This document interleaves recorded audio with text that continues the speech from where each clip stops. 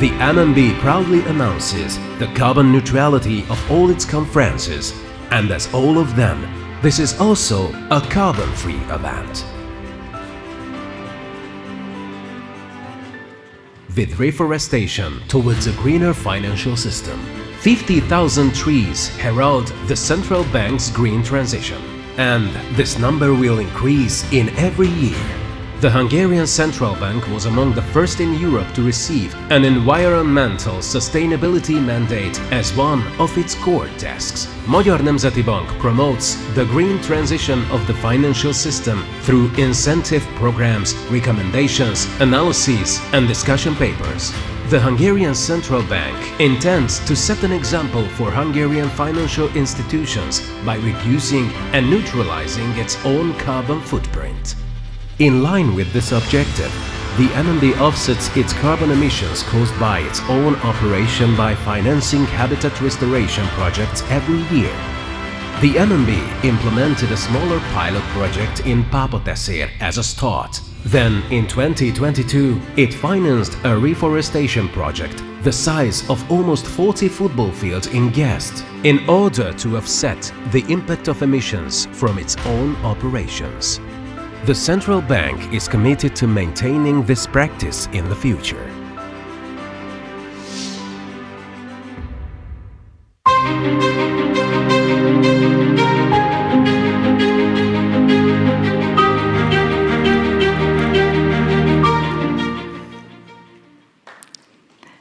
Distinguished guests, dear colleagues, ladies and gentlemen.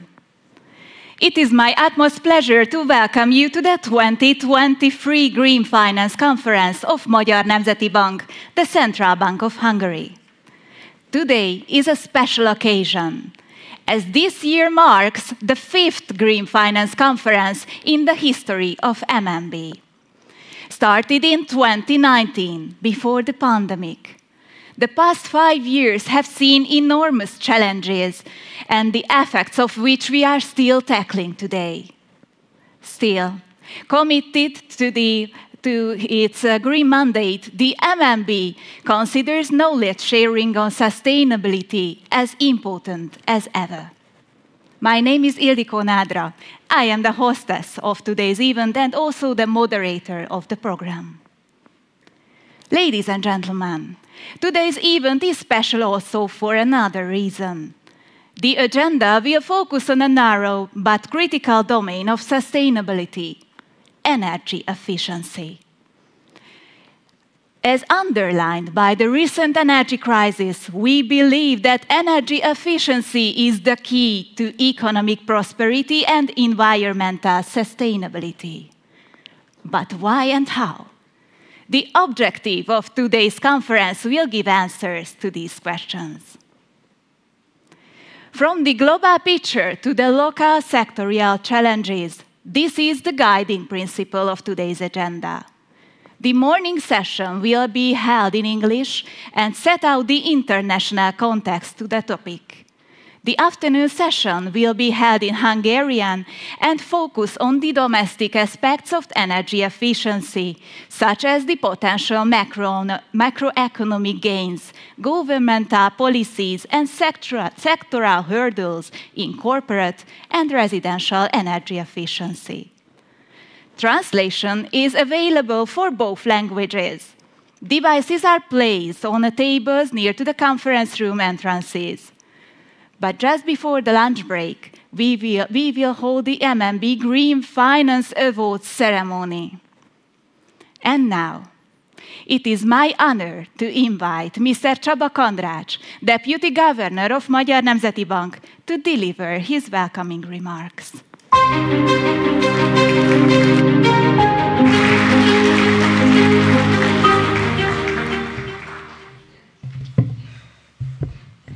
Distinguished guests, dear colleagues. Once upon a time, there was a beautiful, kind-hearted girl called Cinderella. She lived with her mean stepmother and 2 arrogant stepsisters. The sisters and the mother were so cruel that they made poor Cinderella do household work at home why they were having a good time in a royal ball. In energy crisis, in energy circles, energy efficiency has long been called as the energy sector's Cinderella. No wonder why oil, coal, gas, as recently renewables, all have often the opportunity to go to the ball and enjoy being the center of the media attention. Energy efficiency has usually stayed at home doing the dishes. One of the reasons for that is the fact that energy efficiency, also known as the fifth fuel, has been traditionally seen as boring. Just think of the excitement of wind energy, where the latest wind turbines are so huge that they make jumbo jets look tiny, or the shiny rooftop solar panels that charge even the shinier Teslas parking in the garage. Nowadays, even oil is more exciting than energy efficiency. Think of the political drama of those nations that approve huge new oil fields just a day after the International Energy Agency comes out with its flagship climate report. A report whose key message is that no new investment in oil fields are allowed if we take Paris climate goals seriously. By the way, we will have the pleasure to hear a presentation from a representative of the IEA during the morning session. Compared to all the excitement I have touched upon considering energy efficiency, there are no ribbons for ministers, majors, and corporate leaders to cut. No photo opportunity, no opening ceremony either. It is quite a challenge to draw too many likes on social media sites by posting images showing walls with new insulations, or household equipment with hard-to-understand energy performance stickers. This lack of excitement, ladies and gentlemen, is over. Just like in the tale, Cinderella has arrived to the party. Energy efficiency has over the past year moved to the center stage of the energy transition. In the original story, a fairy godmother arrives, waves a magic wand, and Cinderella can soon be off to the ball in her beautiful new dress in a fine carriage. In the real world, the key factor has been mostly an unfortunate negative development, an ongoing tragedy which brought our protagonist, energy efficiency, to the limelight. It is the global energy crisis and Russia aggression in Ukraine. The war and the crisis have been instrumental that we saw the pace of global energy efficiency progress increasing to 2.2% over the past year. This is double the average over the previous 5 years and 4 times the rate achieved in 2020 or 2021. These numbers are according to the IEA, which measures progress as improvements in primary energy intensity, meaning more GDP with the same amount of energy achieved. The improvement in energy efficiency was brought about by skyrocketing energy prices, particularly natural gas prices. Greater efficiency, in effect, makes energy cheaper.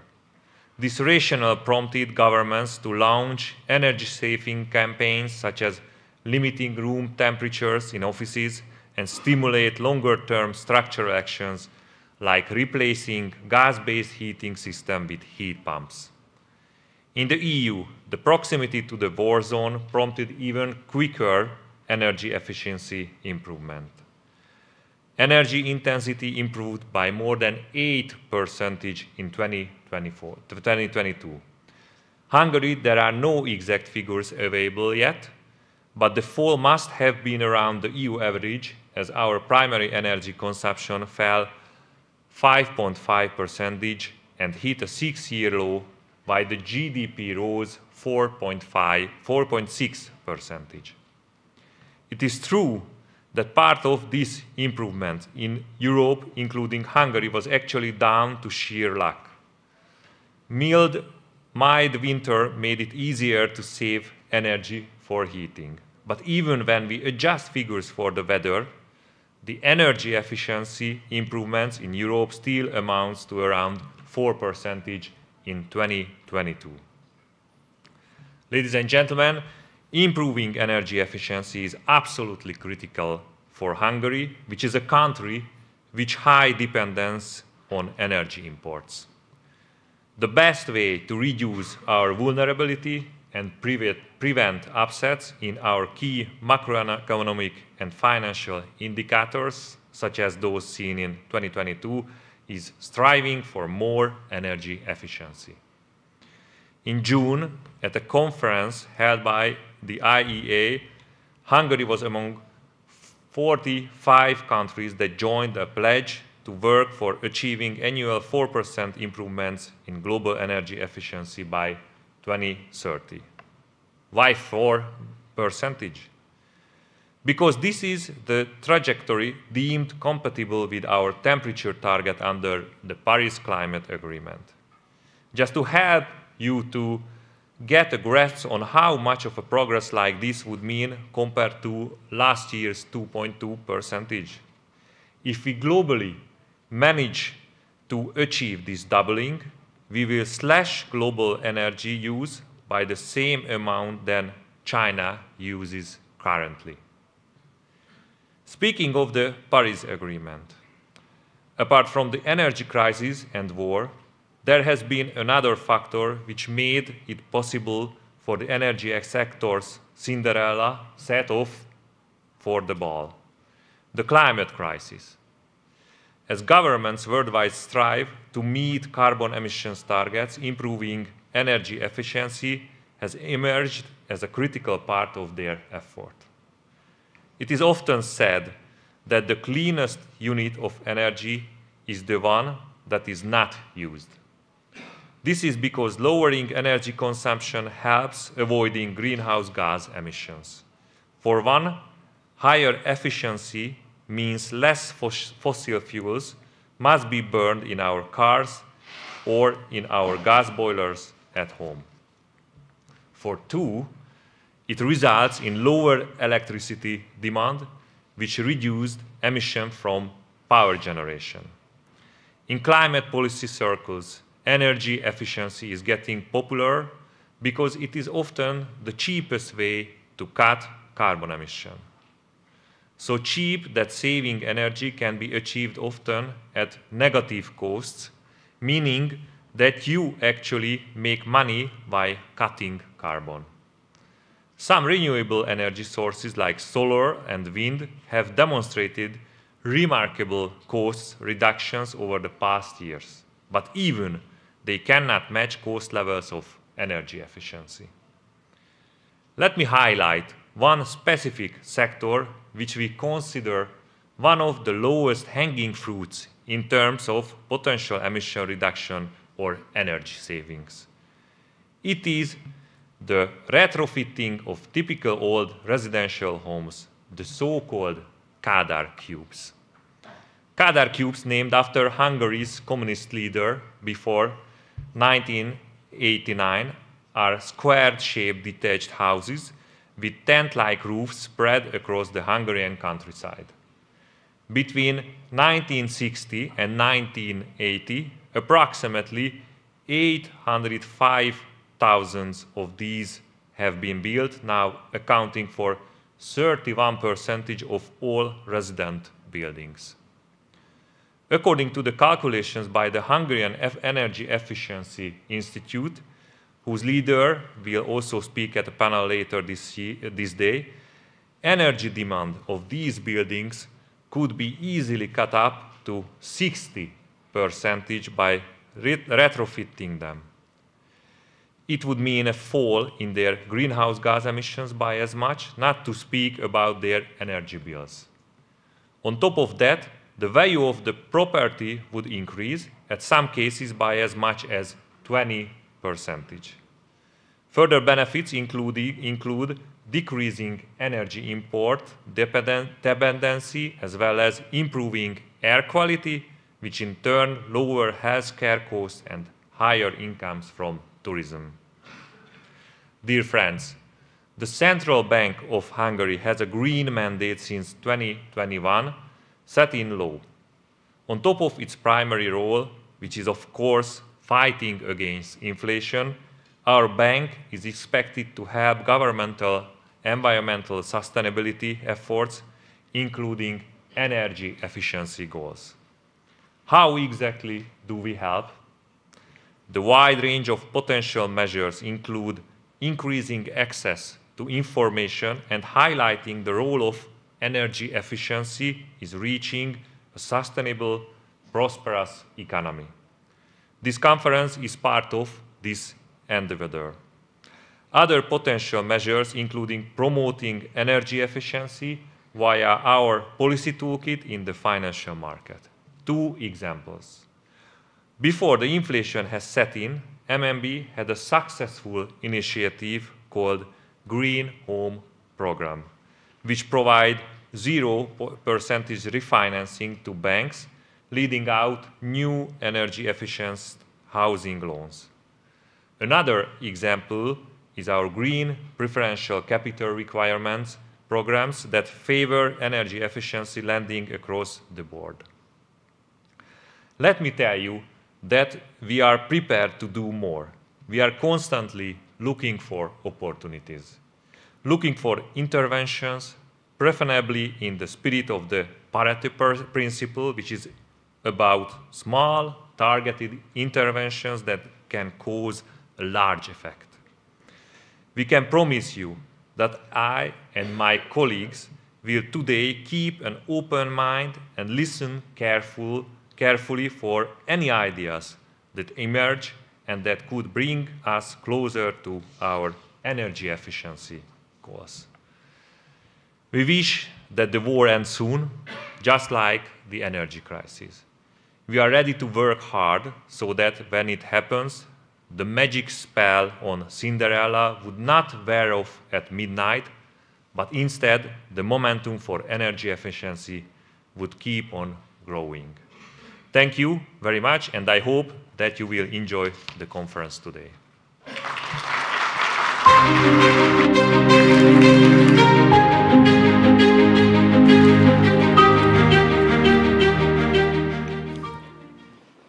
Thank you, Deputy Governor Kandrács, for setting the scene for the conference and the kind welcoming words.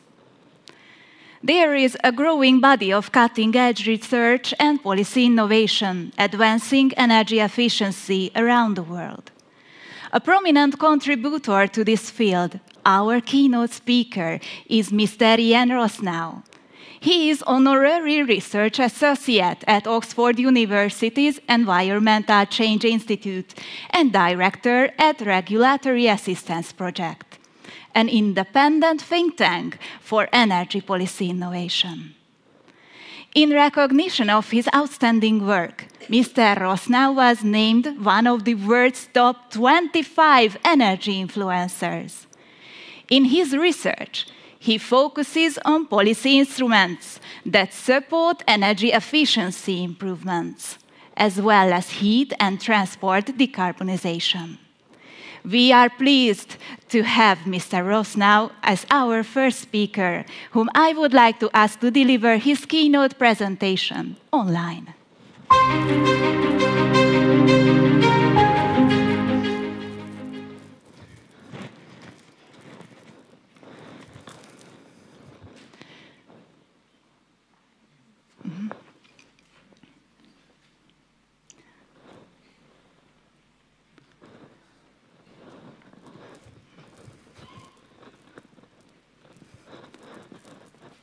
Sorry, we have a little technical issue. Mr. Rosnow, we can't hear you now. Sorry, 1 minute, please, and we solve the problem.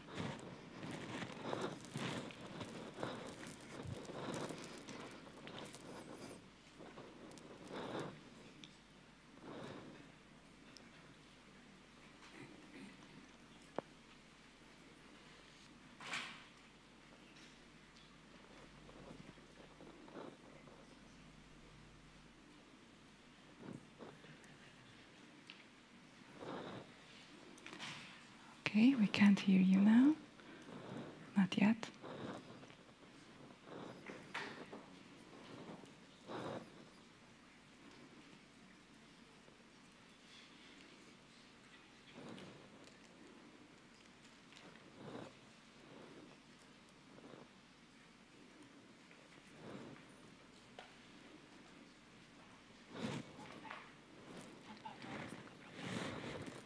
Okay, we are working in the issue now, so little time we need, sorry.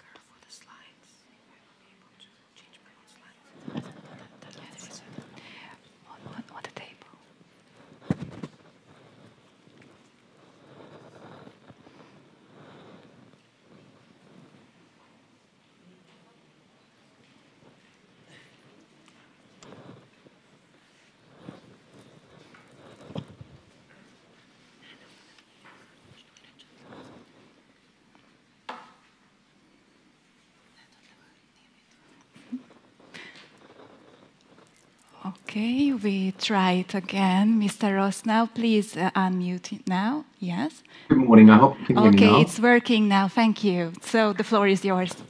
Excellent. Okay. Good morning, everyone.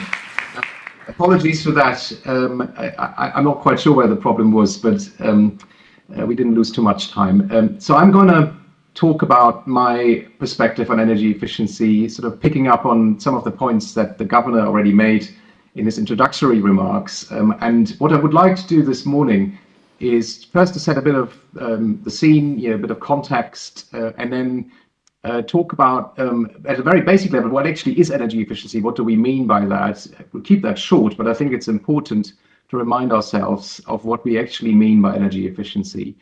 And then how energy efficiency fits into the global picture of decarbonization.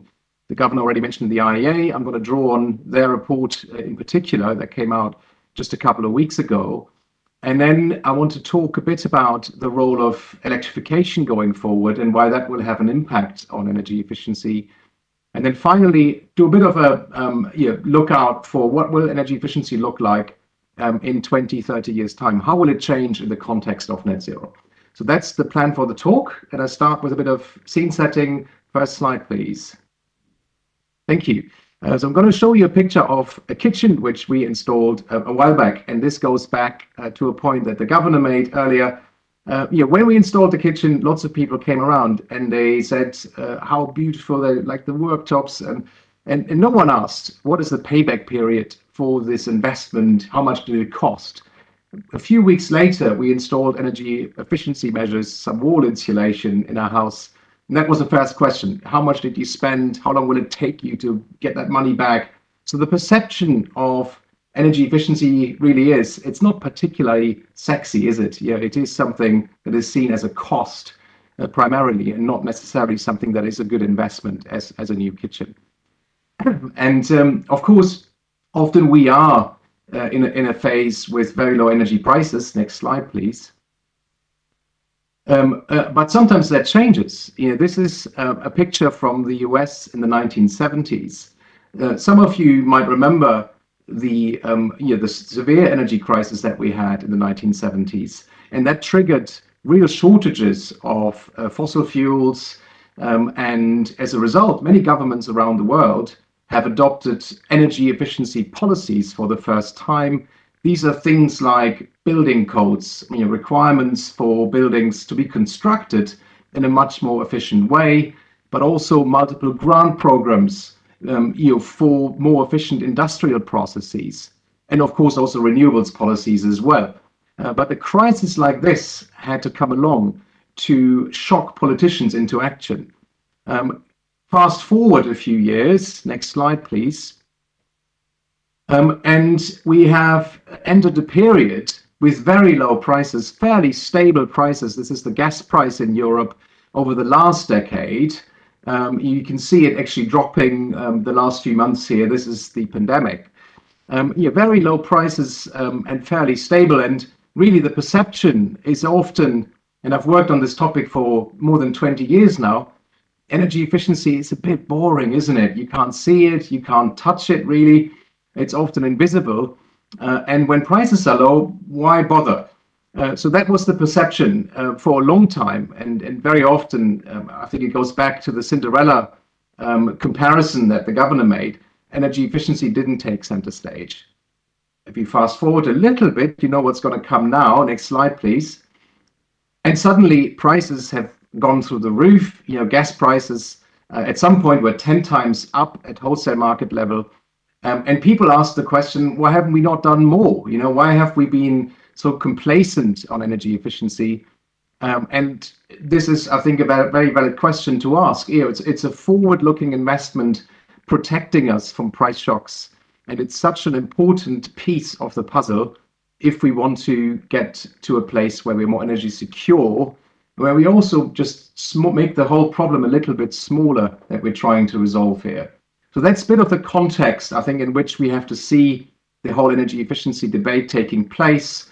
These energy price shocks really make a big difference in terms of the politics of energy efficiency, but a long period of fairly stable prices at fairly low level, clearly that is now a very different situation with prices, even though they have come down, being a lot more volatile, and there are certainly risks that they go up again, perhaps even this winter.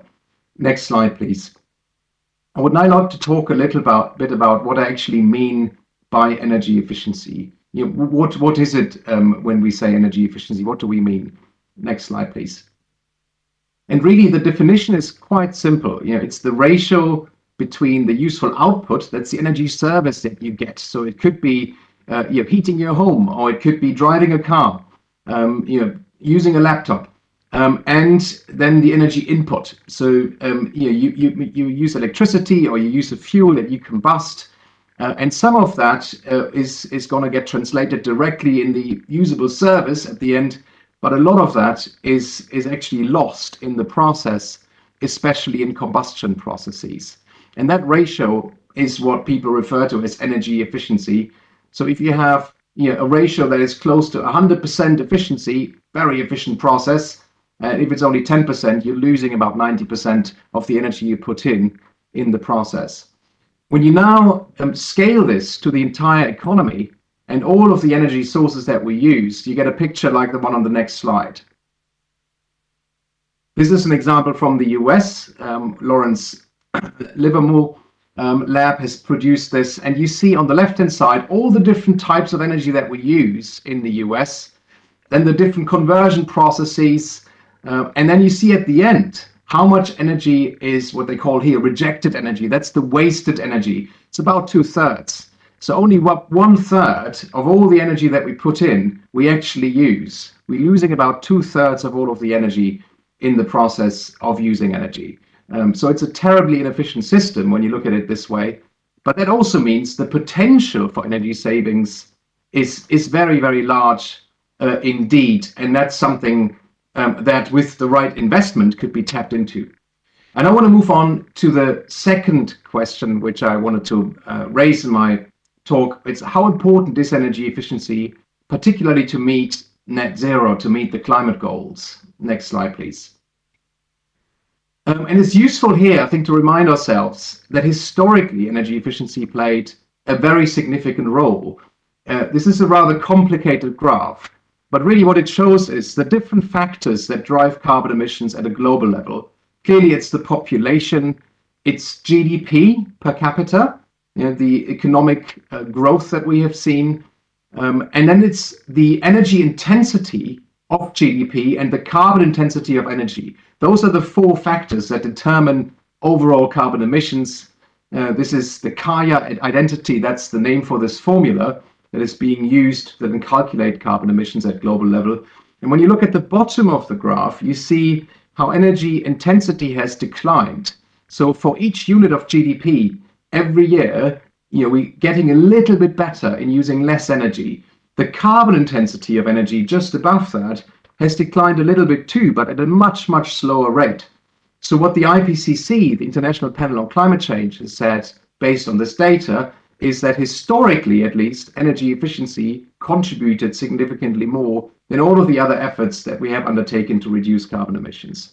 That's the history. Sort of fast forward, you see now on this slide the potential for further savings. And this is European data. It's final energy demand. So it's the energy we use rather than the energy that we put into the process. And it's data by the Fraunhofer Institute, a German institute, very reputable when it comes to doing scenarios like this.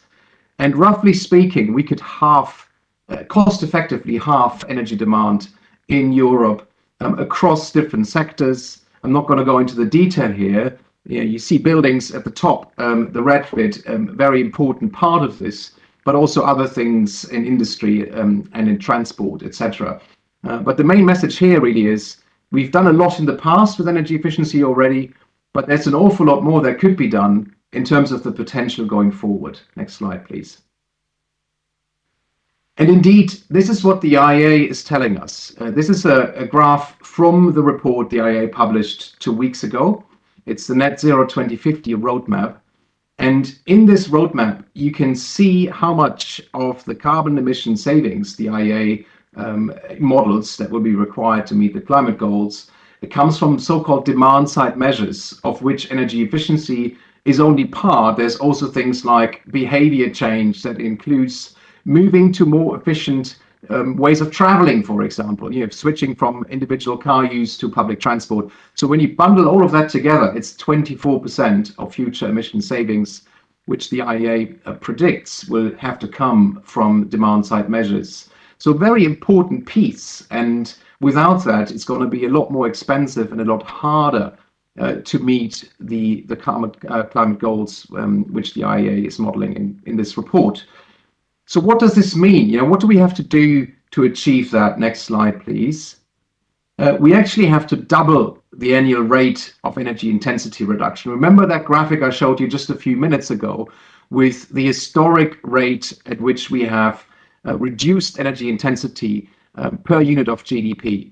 We have to do twice as good. We have to double the rate at which we improve GDP energy intensity, which is a big ask, of course, and won't happen just by itself. It requires significant policy support, but also vast amounts of investment. Next slide, please.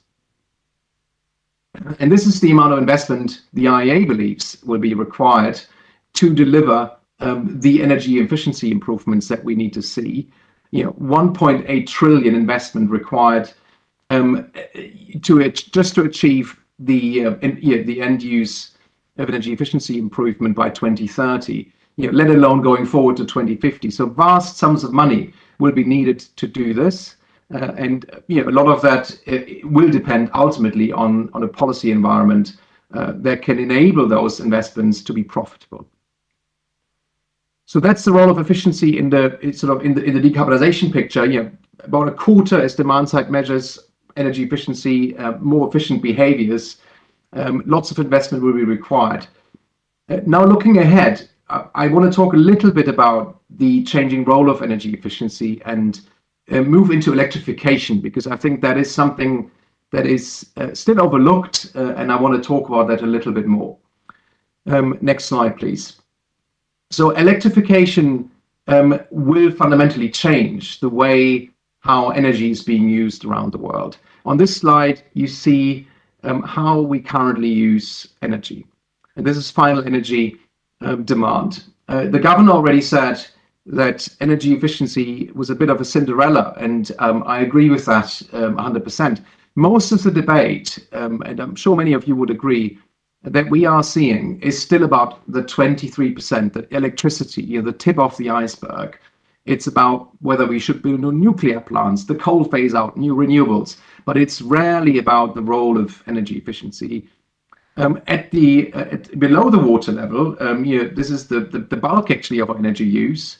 There you see where most of the future energy savings and the decarbonization efforts will need to be placed. And that is primarily heat and transport. Heat almost 50%, and then almost 30% from transport.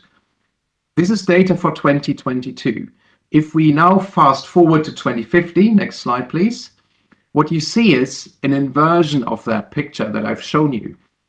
Electricity use suddenly is more than twice as big, and the amount of energy we use for heat and for transport significantly smaller. Again, this is data from the IEA, taken from the report they published 2 weeks ago. Significant change in how we use energy, what kinds of energy we use. Very, very large portion of electricity that is being used in electrification. And now on the next slide, you see my key point that I wanted to make about electrification. This leads to significant energy savings. And here's some data from a colleague of mine at Oxford, Professor Nick Eyre, who has calculated for each sector what would happen if we electrified to the full potential that there is. Whether that's realistic or not can be debated. But what would happen to final energy demand?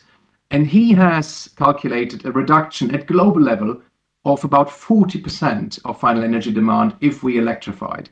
In other words, electrification is energy efficiency. And that's very, very important. They're often sort of discussed separately, but I think they really ought to be seen together. And why is that? Well, I'm going to give you just a couple of examples. Next slide, please. One is, of course, an electric vehicle. Many of you will have either driven one or certainly seen one. Electric vehicles use about 2 to 3 times less energy compared to an internal combustion engine vehicle. And that is driving some of the steep reductions that you've seen on the previous chart. It's simply a much more efficient way of using energy when you want to provide motion. The same is the case for heating technologies. Next slide, please. Here's a heat pump, which has hit the headlines, of course, in many European countries in the last year, especially in Germany. Some of you might have followed that. Don't want to go into that discussion today. But a heat pump can deliver the same amount of heat with input that is maybe just a third, a quarter, or even just a fifth compared to a standard gas boiler or oil boiler. And again, you get those huge savings simply by having a different technology.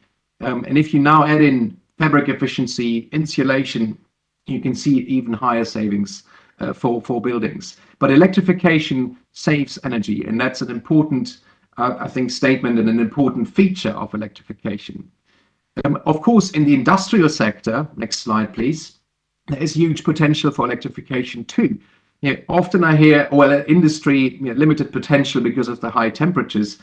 That simply isn't the case. There is data from the Potsdam Institute for Climate Impact Research that shows that even with existing technologies, you could electrify about 78% of industrial energy use.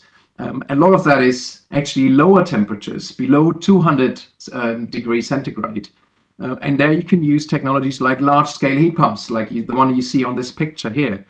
So huge potential in industry too, with very similar effects in terms of energy savings and a reduction in final energy demand. So that's all I wanted to say about the role of electrification and efficiency, but I think it's important, and I hope that you come back to it in the conference. Next slide, please.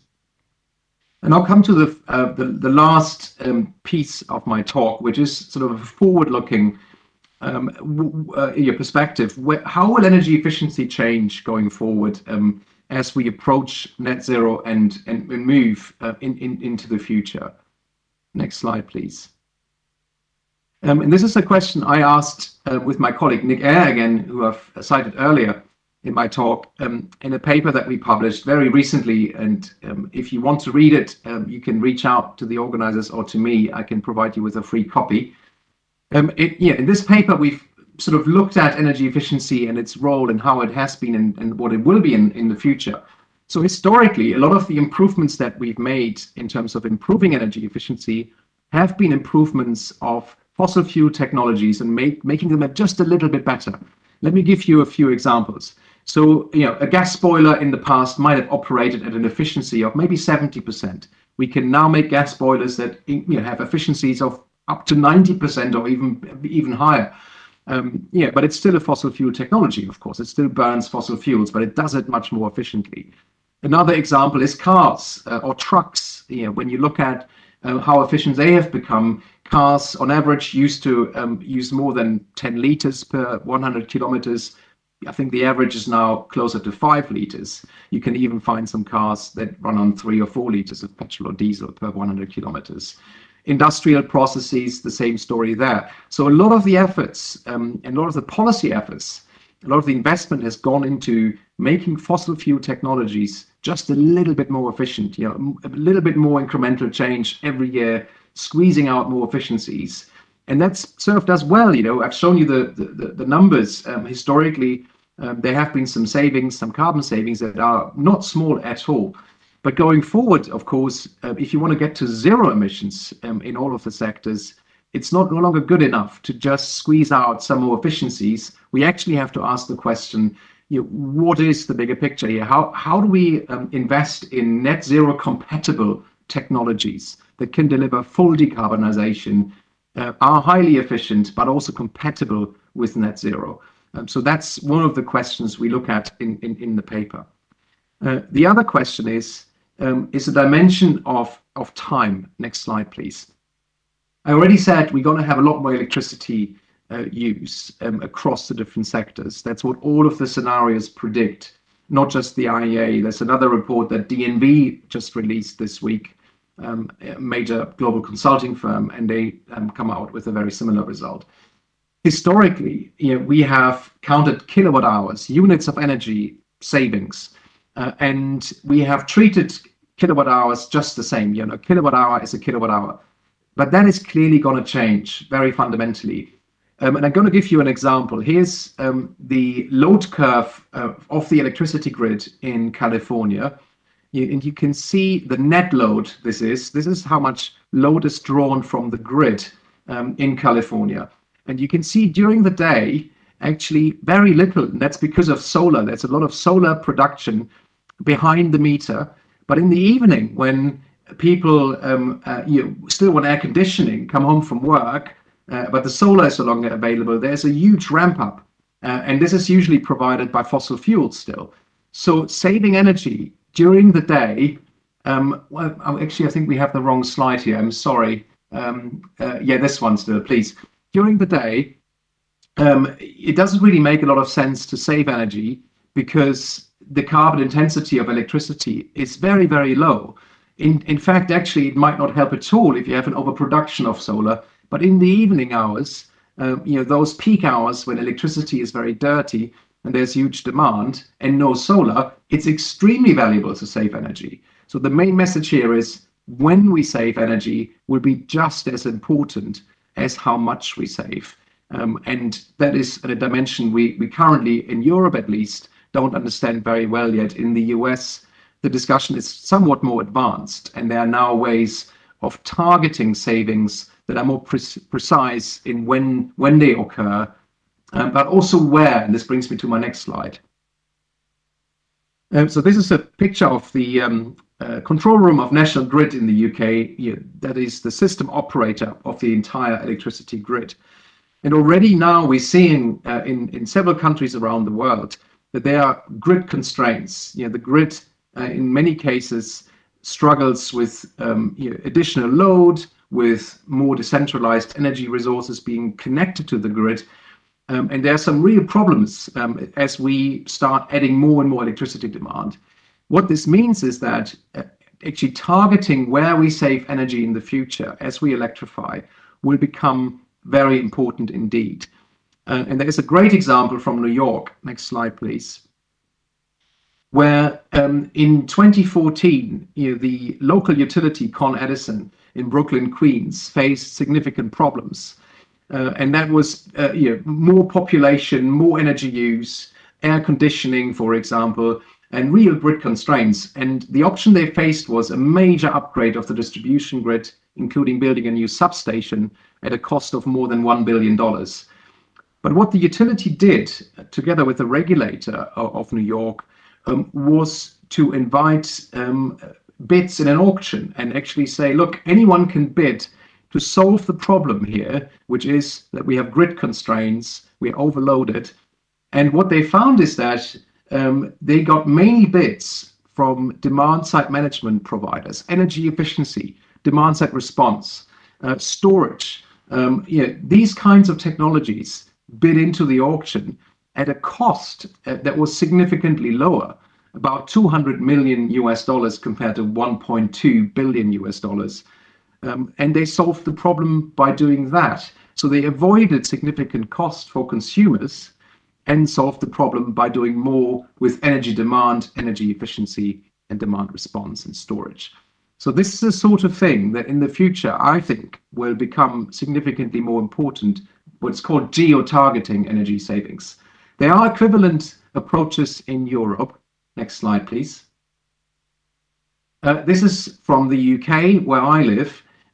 This is a distribution company in the UK that has estimated what the impact would be of installing LEDs, highly efficient light bulbs, on peak load in different locations.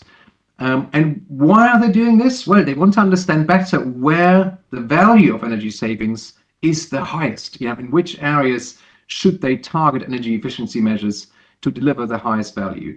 And this sort of thing, I believe, in the future will play a much bigger role in this effort of reducing energy demand. So key message here is when and where we save energy will become much more important than just the sheer amount of energy that we save.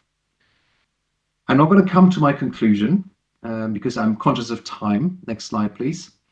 The governor used the analogy of Cinderella. I'm going to use the analogy of the ugly duckling. I'm sure many of you will have read this book when you were children. I certainly have read this to my children. And you all know the story of the ugly duckling. Everybody sort of picks on the ugly duckling. No one believes that this could ever turn into something beautiful. But of course, we know that the ugly duckling is a swan. Next slide, please. And I think it's a little bit with energy efficiency like this. It's been neglected for too long. It's not been put center stage, even though we know it's very, very important. But I think ultimately, given that energy efficiency has so many features that are useful for the transition, useful for integrating clean energy technologies, solving problems on the grid, reducing costs for consumers, delivering energy security, I believe energy efficiency will in the future play a much bigger role than it has in the past, and rightly so. And it's great to see that you're all there to discuss this very important topic from an investor's perspective, from a finance perspective. I wish you a great conference. I would love to be there, and good luck with the discussions, and I hope to maybe join you another time. Thank you.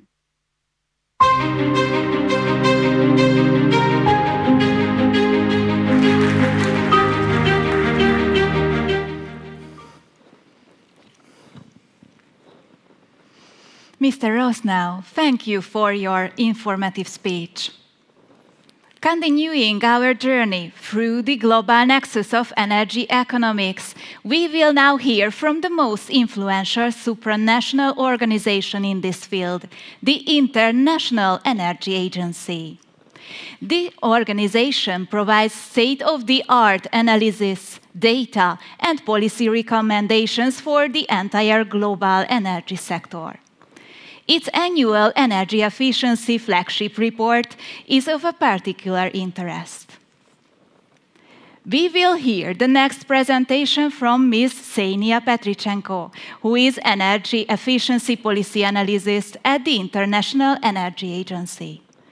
With her decade-long expertise in sustainable energy, her contribution is invaluable to the outstanding work done by the agency. Now, I would like to pass the floor to Ms. Ksenia Petrichenko.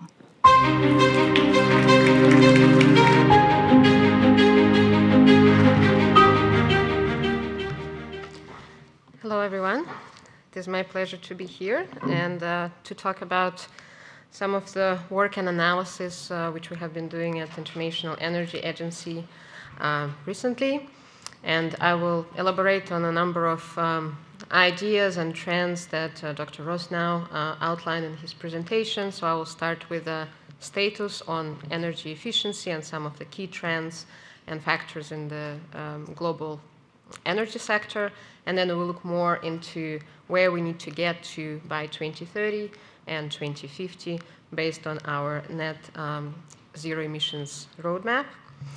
And also touch upon the role of policy and actions which need to be delivered in order to get to net zero emissions.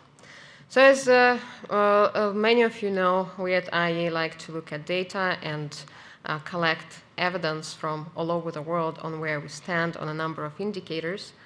One of the things we always look at is the level of global greenhouse gas emissions. That is a crucial indicator to see where the world is heading in terms of limiting global warming.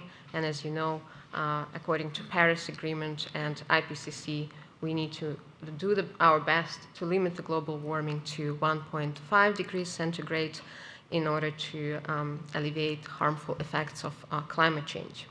However, what we've seen last year is that global greenhouse gas emissions reached a new record high at almost 37 gigatons CO2 equivalent after we saw a notable decrease in emissions due to COVID-19 pandemic. However, the positive thing is that without energy efficiency, this level would be 30% higher. So we do see positive trends and improvements at the global level in terms of energy efficiency and decarbonization. However, it is not going to be sufficient to get us to 1.5 degrees centigrade.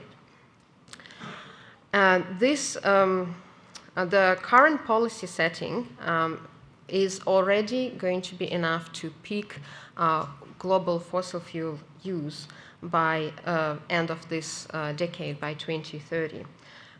And as we will see from the presentation, this presentation and the roadmap which we outlined by the mid-century, the rate of reduction after we peak the use of fossil fuels and greenhouse gas emissions will be crucial for achieving net zero emissions and staying on the path to 1.5 degrees centigrade. We saw from the opening remarks the importance of energy crisis, and indeed it had a major impact on the policy agenda.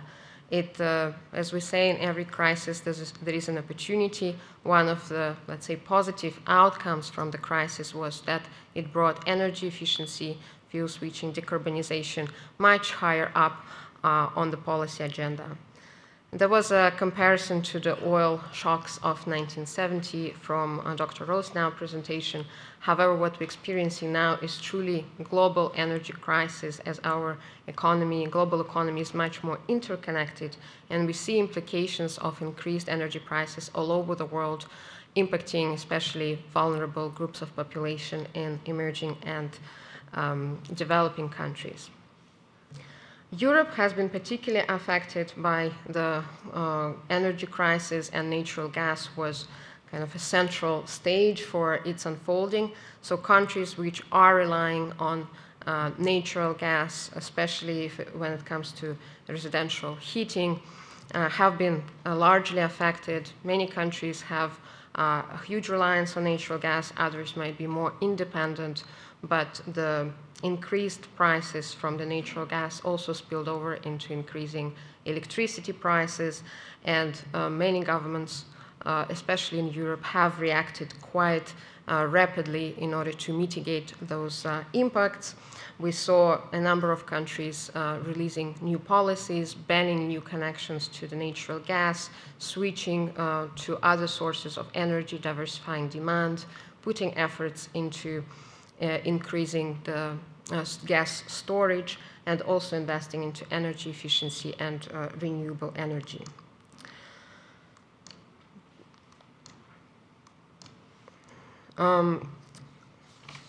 While we see that the demand, for example, in Europe this year has substantially decreased, the gas prices in Europe are still quite high, so we're still experiencing the effects of higher gas prices driven by global energy crisis, and a lot of the reduction which we saw also came from reduced electricity demand, not necessarily from energy efficiency.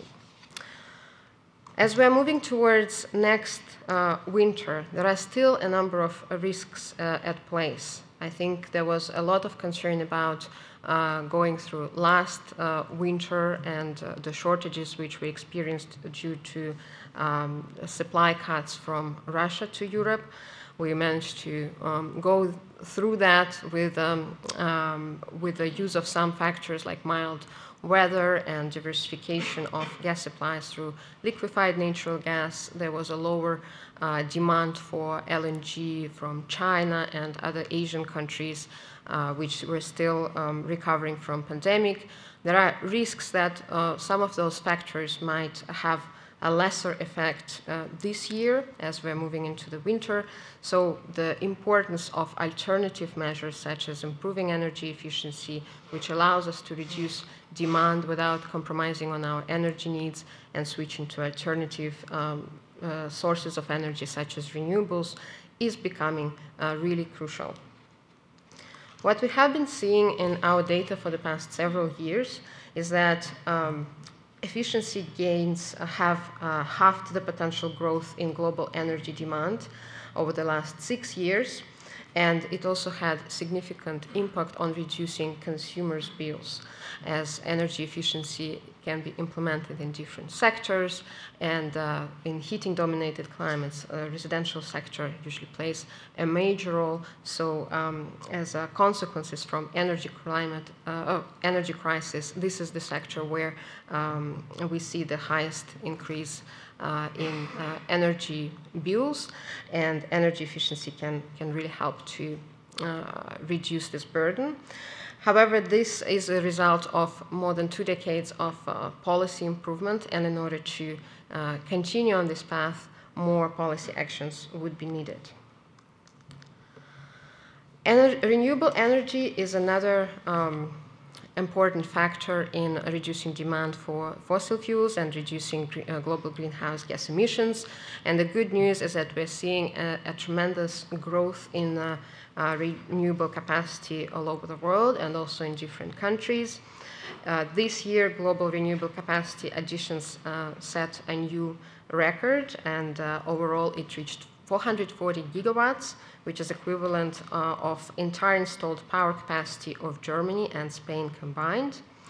This growth has been supported by expanding policy support, also concerns around energy security and shifting towards renewable energy, and also improving competitiveness of renewable energy technologies, cost reductions, which are outweighing other factors.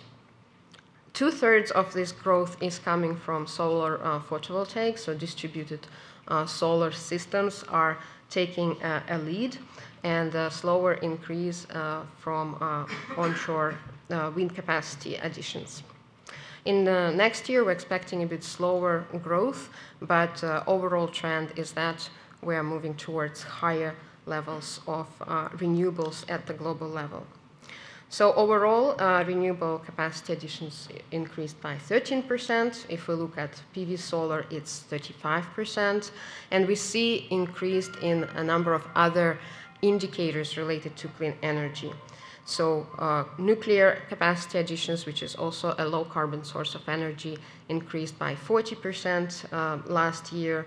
And we already heard about heat pumps as one of the most efficient heating and water heating systems, which is also sometimes used for space cooling. At the global level last year, the sales of heat pumps increased by 11%. This number is much higher in Europe. It's at 40%, as there was a lot of policy push to switch from fossil fuel boilers towards electrification, towards using heat pumps. Electric car sales set a new record, increased by 55%, which means at the global level, the share of electric cars in total sales achieved 15%. It's a huge increase. Just 2 years ago, this share was at 5%. So as we heard from the previous presentation, we are on the path to higher electrification across different sectors. And the speed of improving energy efficiency is also improving, and we will talk more about doubling the rate of energy efficiency and its role for net zero. Among other benefits that energy efficiency brings, so it's not only about energy saving and reducing greenhouse gas emissions, there are other benefits which come from reducing demand and improving thermal comfort. But one of the benefits we are tracking is job creation. So of course, as we are moving away from fossil fuels towards cleaner sources of energy, the number of people engaged in fossil fuel industries will decrease, and the number of jobs for clean energy will increase. Our analysis shows that by 2030, approximately for 1 job lost in fossil fuel industries, 2 jobs will be created in clean energy. In order to carry on with the clean energy transition, of course, very importantly, we need to make sure that investments are directed towards clean energy. A couple of years ago, starting from 2020, we are seeing that clean energy investments have overtaken the growth into fossil fuels. As we see that in the beginning of the second half of this decade, fossil fuel investments have slowed down and even started to decrease, but the ramping up of investments into clean energy had a very slow increase, and definitely we at IEA have been warning global community that it is not sufficient to be on the path of 1.5 degrees. Now, post-pandemic and accelerated by global energy crisis, we can see a substantial increase in clean energy investments. So if 5 years ago, for $1 invested in fossil fuels, it was $1 invested into clean energy. Now this ratio is 1 to 1.7. It is still not even close to be enough for transition towards net zero emissions. This ratio needs to change to 1.9. For $1 invested into fossil fuels, we need to invest $9 into clean energy to be on track to 1.5 degrees. If we look at the sectorial breakdown, we can see that electrification of transport, as we saw, the electric car sales increased so much, so a lot of investments went into this sector. Buildings have slowed down substantially, also due to increased interest rates and economic situation in the sector. So definitely that's should be one of the focus on channeling investments towards energy efficiency in the building sector. The sector is quite complex and fragmented, so a lot of support needs to go there. Moving towards our roadmap, so as Dr. Rosno said, we have published recently actually update to our net zero emissions roadmap. The roadmap was published 2 years ago, and a couple of weeks ago we prepared an update. It's a very detailed roadmap to 2050. We're looking at more than 400 technological and policy milestones across different sectors and the key mitigation measures which can take us to net zero emissions by mid-century. The main message is that in order for the world to stay on the path of limiting global warming to 1.5 degrees centigrade, we basically need to bring global greenhouse gas emissions to zero by 2050. It is still possible. The road is challenging. We're outlining one of the possible way to get there, and you already saw this chart. It comes to a combination of measures, starting with energy efficiency, decarbonization of electricity supply, electrification of different sectors and end uses, and bringing global methane emissions down by more than 75%. The good news that existing technologies such as solar PV, wind, other renewables, different energy efficiency measures, and direct electrification of end uses through existing technologies which are already available on the market and well known, well documented, can contribute up to 80% of emissions reductions needed by 2030. So we really can start with technologies which are already available today, and the rest can come throughout innovation during the next couple of decades.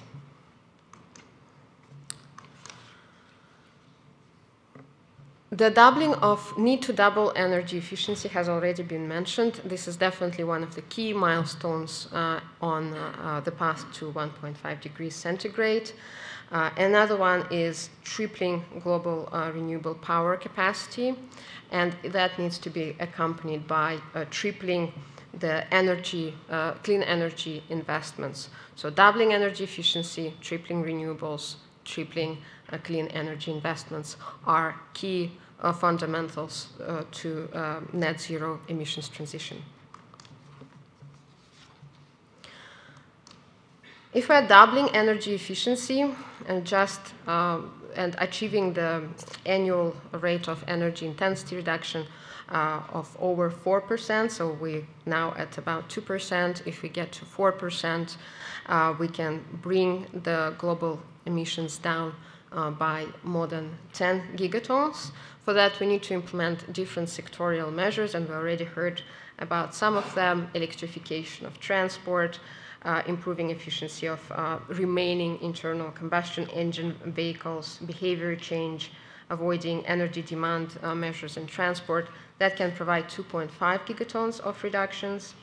In buildings, electrification and fuel switching from fossil fuels to renewables brings 1.2 gigatons of emissions, and in industry, material efficiency and other energy efficiency measures results in 1.3 gigatons. So really the action needs to come across different sectors. I would like to zoom in on the building sector, as it is one of the key consumers in many countries. At the global level, buildings are responsible for about 1/3 of global greenhouse gas emissions, and about the same for final energy consumption. Within this net zero emissions pathway, we advocate that buildings need to move to become what we call zero carbon ready.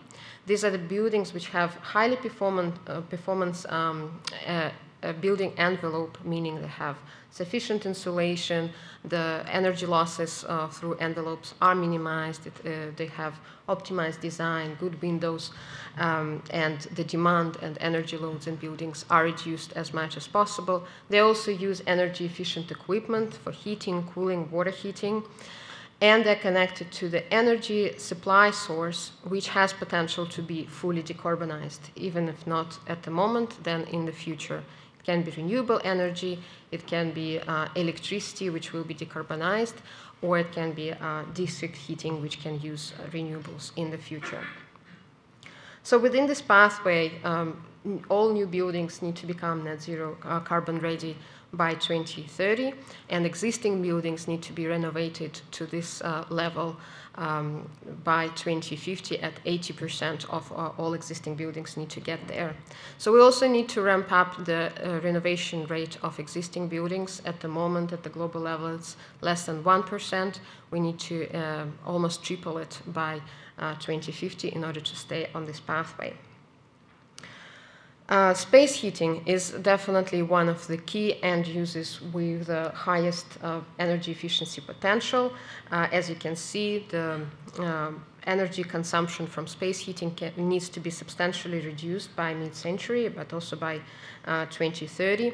That means that as soon as possible, we need to phase out use of fossil fuel boilers, transition to heat pumps or other efficient technologies, especially in developed countries and heating-dominated climates. In emerging economies and developing countries, cooking is one of the key end uses, as a lot of population is still reliant on traditional biomass, which results in high greenhouse gas emissions. So by 2030, as we need to achieve universal access to clean cooking, we need to also shift to more clean cooking technologies, including electric cooking technologies. We talked about increasing share of renewable energy in electricity mix.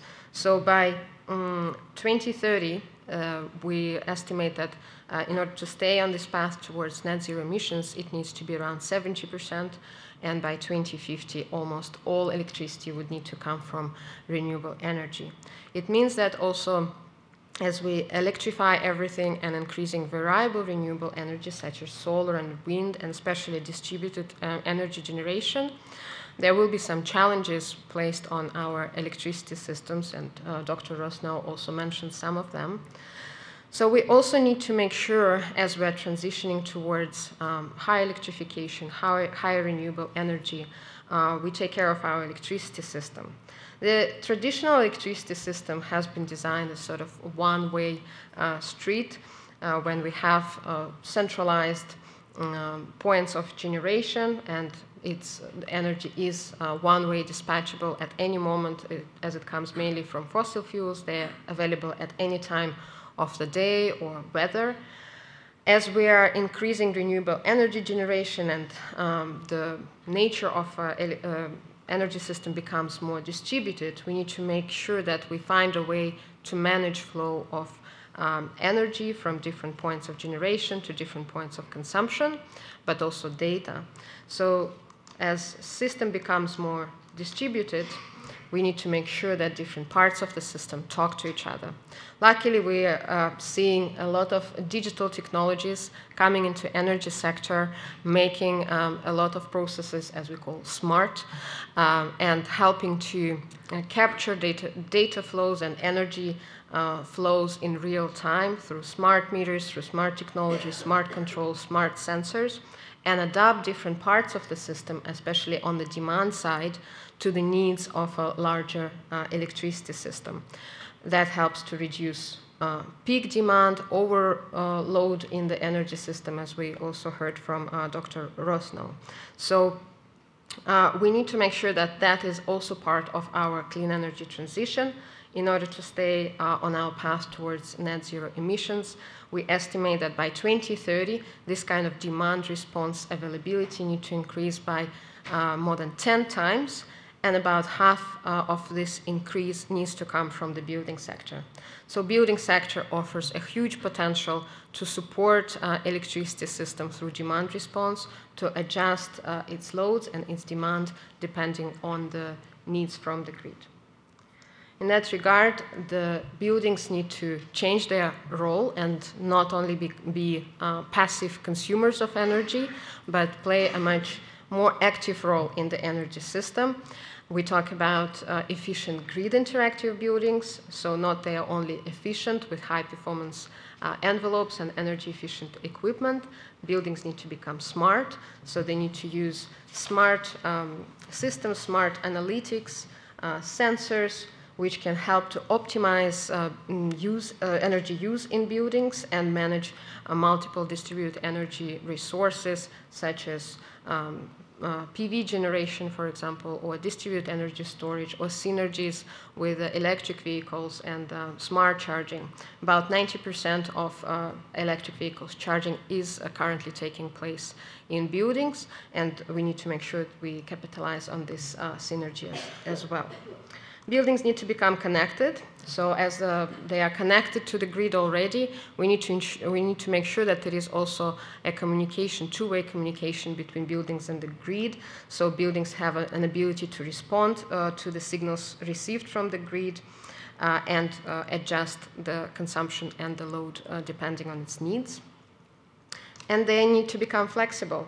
So they can dynamically shape their loads and optimize through their loads through different distributed energy resources, depending on the information which is received in the grid, be it time of the day or availability of renewable energy.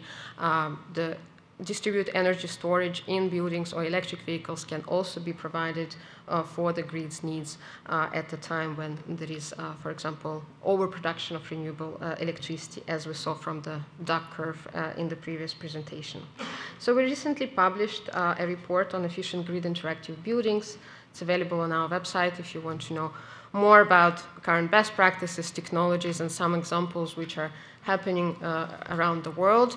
You can download it from the website. It has a bit of a focus on Southeast Asia, but we also feature a number of best practices from other countries as well. So in order to proceed on this path towards 1.5 degrees centigrade and net zero emissions, we need to make sure we also put efficient policies in place to support this change and drive the action. At IEA, we always say that there is no one silver bullet which can solve all the barriers to energy efficiency. We heard that the comparisons to Cinderella and Ugly Duckling. So it's a very often overlooked but also complex field. And in terms of a policy development, we have different instruments which need to come together in order to support improvements of energy efficiency.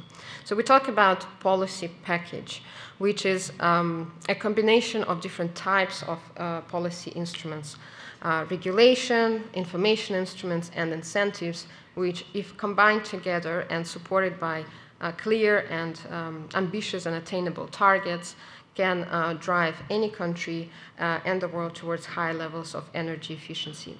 Regulations provide market push towards a certain level of energy efficiency, minimum energy efficiency levels, and help to phase out the most inefficient products and services from the market.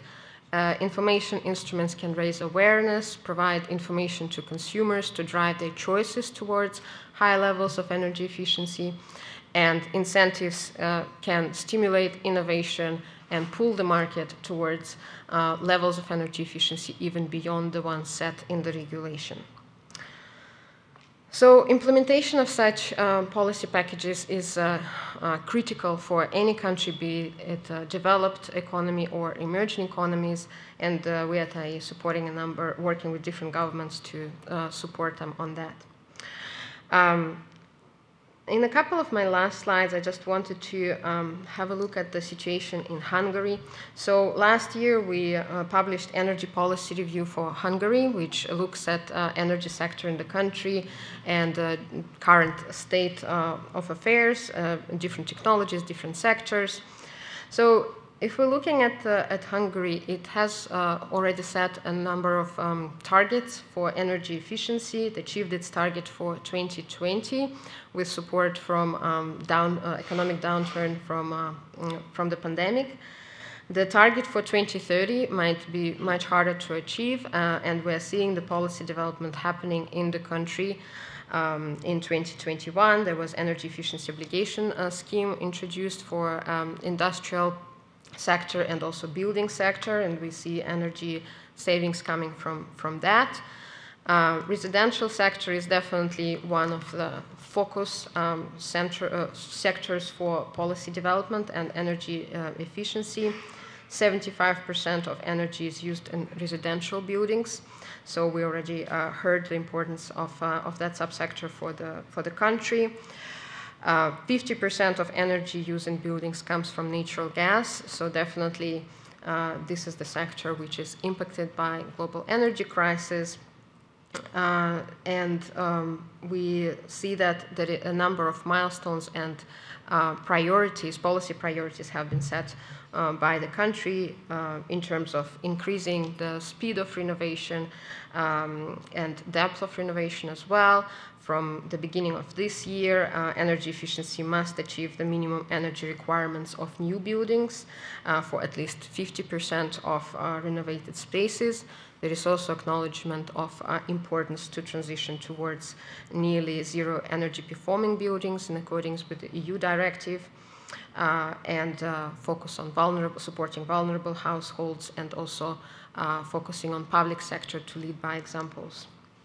So if you takeaways for Hungary is definitely support accelerating renovation of buildings, increasing the depth towards net zero performance, shifting away from fossil fuels in heating, encouraging use of efficient appliances, and also improving smartness and smart readiness of buildings. In that regard, there is also a program to roll out the smart meter installation. I think the goal is to install 1 million smart meters by 2030. So definitely there are a lot of policy development is happening in the country, and the pace needs to be kept up.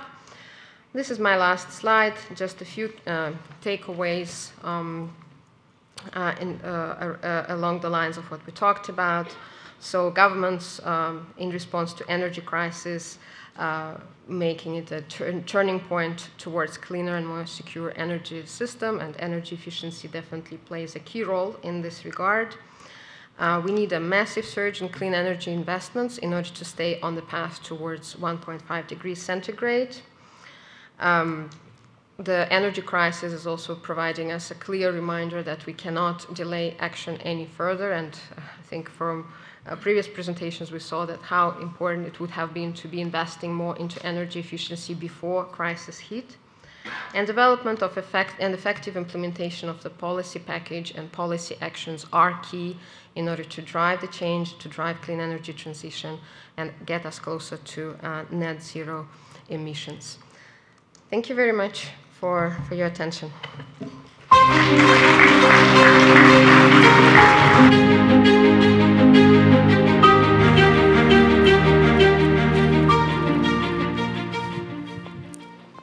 We thank Ms. Petrichenko for her thought-provoking presentation. Now we have a short coffee break before we continuing our program, so please enjoy the refreshments in the aula. The next presentation will start in 15 minutes.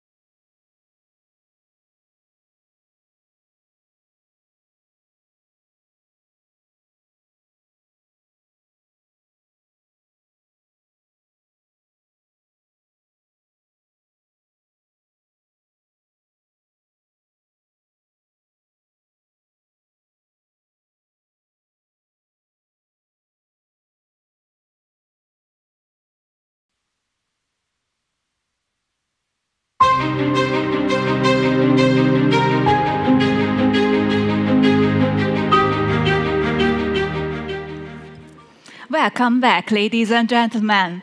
We resume today's program with our second session in the morning. The European Green Deal aims to make Europe the first climate-neutral continent by 2050. To achieve this grand objective, the EU has embarked on an ambitious program to accelerate the green transition, among others through energy efficiency initiatives. As head of unit at the Energy Efficiency Directorate of the European Commission, Ms. Claudia Canevari is in a prime position to inform us about the EU's direction in this subject, including the EU's revised Energy Efficiency Directive, which entered into force just the day before yesterday. Ms. Canevari, please, the floor is yours.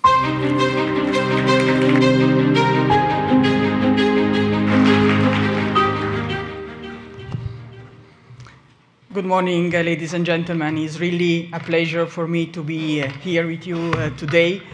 I would indeed like to talk about what the EU is doing as regards energy efficiency, and I will particularly focus in the second part of my presentation about financing. It's important. I mean, we heard a lot about data and important results we need to achieve, but of course, to need these results, we need policy in place. And in the EU, we've been working already for quite some time on the policy for energy efficiency, which remains to a certain extent indeed the Cinderella of the energy policies, but hopefully its role will increase between now and 2050. I will touch upon first the recast of the Energy Efficiency Directive, a directive that, as recalled, entered into force yesterday, and now member states will have 2 years to implement it. But before going into the details of the directive itself, a few words on the policy context. The EU has been looking into how to have climate neutrality by 2050 already quite some time ago. The first policy plan that was adopted was the Green Deal, and in order to make the Green Deal operational, the Fit for 55 was adopted in 2021. And the Fit for 55 includes a number of regulations, so proposals for regulations from the side of the Commission, and the legislative process has been going on, and for some measures, like for proposals like the Energy Efficiency Directive recast or the Renewables Energy Directive recast, the process has finished. Others, like the Energy Performance of Buildings Directive, are continuing, but the work is steadily going on.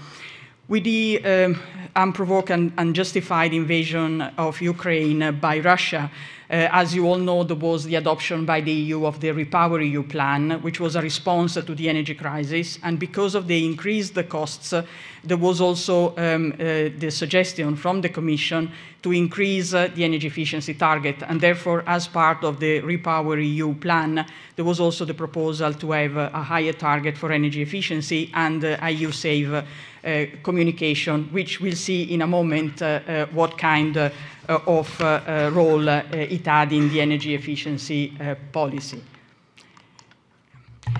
The Energy Efficiency Directive, as I mentioned, entered into force the day before yesterday. We have now a number, which you can see on the slide, and member states will have indeed 2 years to implement it. We know that some member states have already started working, and this is very important because 2 years are really short when it comes to important policy measures that need to be implemented. The revision of the Energy Efficiency Directive had 3 main objectives. On the one side was the ambition to reap on the still existing potential linked to energy efficiency. The second objective was to implement what is the objective of the 2050 full decarbonisation and the role that energy efficiency needs to play. And the third objective was to give member states the measures that are needed in order to reach these important objectives. Many elements are part of the ED recast. I will not go through all of them because it will be too long for today's presentation. But I thought it was useful to have in this slide a recollection of the main ones. And you will see that in my presentation I will touch upon a few of them, and then I will mention something more concretely as regards the financing aspects. Amongst these list of objectives that I will not specifically go through in details, I just would like to draw your attention to the last one, which is in relation to energy poverty and consumer empowerment. The directive is really looking into increasing the attention to energy poverty, forcing member states to take measures in this respect, and it is introducing for the first time in the EU acquis a definition of energy poverty, which is then being used in other parts of the EU acquis and will continue being used, of course. So the most notable, or let's say one of the most notable articles of the recast directive is Article 4. Article 4 sets the EU ambition and sets the target. The target has been brought up to 11.7% by 2030. And this is higher than the original Commission proposal, which was 9%, a little bit lower than what was included in the Repower EU communication, which was 13%, but it's still quite an ambitious result, and we, as Commission, are very happy of this objective. But what is very important in this respect is the fact that the target for the EU as a whole becomes binding. And we hope that this element will increase the role of energy efficiency, that will be more followed by the member states, similarly to what is happening for renewables and for climate change, where a binding target has already been present. So we're hoping to have a turning, let's say, that will have a turning role for energy efficiency. You might be surprised about the 11.7%, because normally we have been talking about 32.5%, but this is because it's compared to a different reference scenario, the 2020 reference scenario. If we compare the figure to the 2007 reference scenario to what the 32.5% was referring to, the reduction are 40.5% for primary energy consumption and 38% for final energy consumption. So as you can see, it's quite a good increase of what the ambition for the EU is. And the second important element that I would like to underline is that there is an ambition gap mechanism. This is a new element in the sense that member states are still required to pledge their national contributions, but if the national contributions don't add up to what is needed in order to reach the EU target, then the ambition gap mechanism kicks in and member states will be asked to do more. So it is a way to responsibilize member states so that they can provide, or they can decide on more ambitious national contributions. And of course, national contributions are to be based on a formula that take into consideration national circumstances. So it is still very important to understand that the national elements are very much taken into consideration. The second article is Article 3, so I'm going back one number, is the energy efficiency first principle, and this is an important feature of this directive. You might know that this principle already existed in the governance regulation, but it was not very detailed, and it was thought important to give more details and to provide a legal basis to this instrument. And what is important to underline is that this means that there is the need to consider energy efficiency whenever investment, planning, and other kind of decisions are taking place. And this concerns not only the energy sector, but also non-energy sectors. And this doesn't mean that energy efficiency is the only element that counts. It simply means that energy efficiency needs also to be taken into consideration. And there are some responsibilities given to the member states that must ensure that these energy efficiency solutions are indeed assessed. they must identify an authority or several authorities that are responsible for the verification that the principle is applied, and then they have to promote and make publicly available the application of cost-benefit methodologies for the application of the principle. And I underline that this applies also to financing decisions. Just maybe one small additional point is that in 2021, the Commission adopted guidance and a recommendation in relation to the energy efficiency first principle. There was a launching event where our Commissioner, Commissioner Simpson, presented this new policy development. And we saw a lot of interest from the side of the financing institutions for the application of the principles, to the point that we are also looking into possible specific guidance on how the energy efficiency first principle could be applied in the financing sector.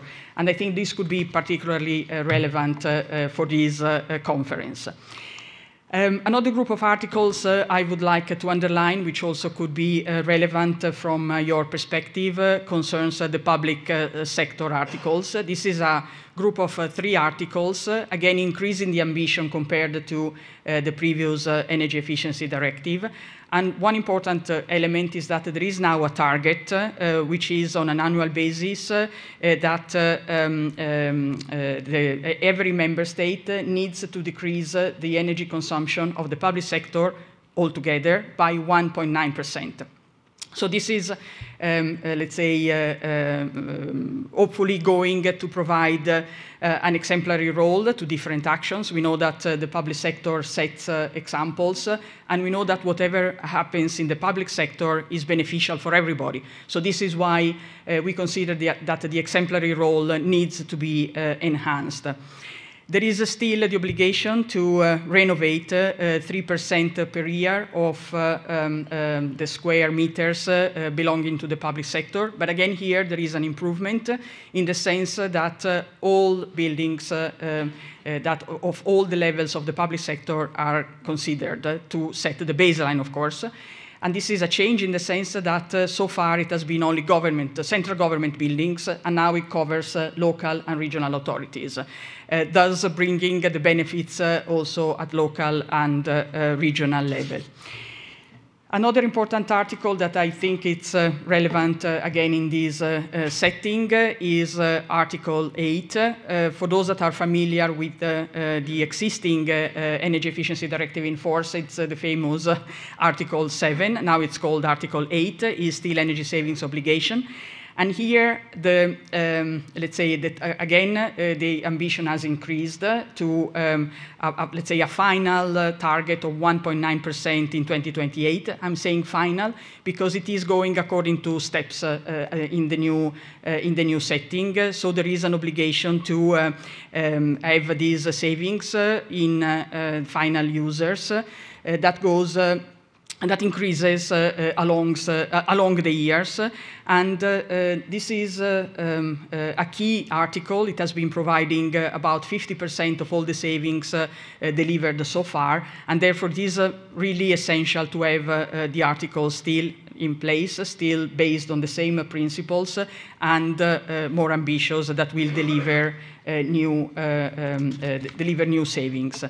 And I mentioned that I would have focused more on the financing parts of the directive. In reality, there is only one article dedicated to financing, but it is a novelty. There wasn't any article dedicated to financing. I mean, a specific article. There were some elements, but not a specific article before. And it is Article 30, which is, if you have had the opportunity to go through it, quite detailed and quite, let's say, dense in the sense of what is requiring from the side of the Commission and from the side of the member states. The point is that, as you heard already also from the previous speakers, in order to reach the results in relation to energy efficiency, we need to make, we need a lot of investments. Investments that need to come from the public sector, but need in particular to come from the private sector, in the sense that the public sector will not be able to deliver on all the investments needed. the quantity of investments has increased at public level, but that will not be sufficient. So we need really to use the public funds to leverage private investments. And this is what Article 30 is trying to push to, let's say, try to match the increase in energy efficiency ambition with the increase of available funding. And as it is detailed in this article, let's say the financing could be done via an array of complementary actions that could be from technical assistance, availability of different financial instruments, deployment of financial instruments, and further progress in innovating financing scheme.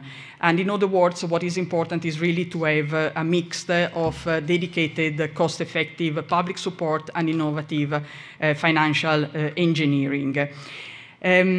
There is also in the article the regulation of the voluntary establishment by member states of National Energy Efficiency Fund, which could also be used to implement Article 8 that I was just mentioning before. And there are different, let's say, components, different tools that will come from this article, as I was hinting at before. First of all, there will be a report, and I will give, from the side of the Commission, I will give more details on this in a moment. There will be Commission guidance also, and then Member States will have to report as part of the National Energy and Climate Progress Reports in 2025 on requirements linked to energy efficiency financing. And then there is the launch of the European Energy Efficiency Financing Coalition, on which I will dedicate a part of the last part of my presentation. So there are two deliverables, as I said, from the side of the Commission that are coming in the next months. We are already working on those, as you can imagine. So it's a report and is a guidance. So the report is to the co-legislators, so to Council and Parliament, assessing the public funding support. So the idea is to assess the effectiveness and efficiency of energy efficiency public funding support at union level and at the member states level, and to try to clarify the panorama of public funding, highlighting also good practices that are already existing in the member states.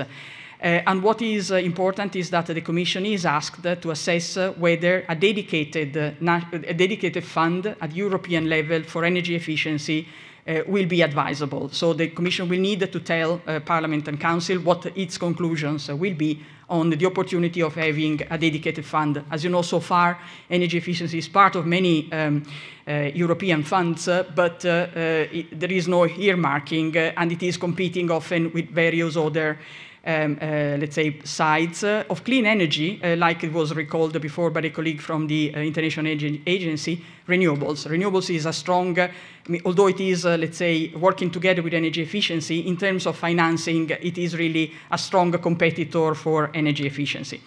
And the second deliverable from the side of the Commission is guidance to member states and market actors on how to unlock private investment. And this will be by the end of May next year. And the idea is to have to member states some recommendations on the most effective financing scheme, as, let's say, the market will show. And to market actors, it will be to identifying existing best practices and toolkits that could be hopefully helpful in order to be maybe replicated with the necessary changes at the different member state level. I was mentioning the European Energy Efficiency Financing Coalition. This is an important initiative that the Commission is launching. Is something that will be announced by our Commissioner in the Energy Council next week on the 17th of October.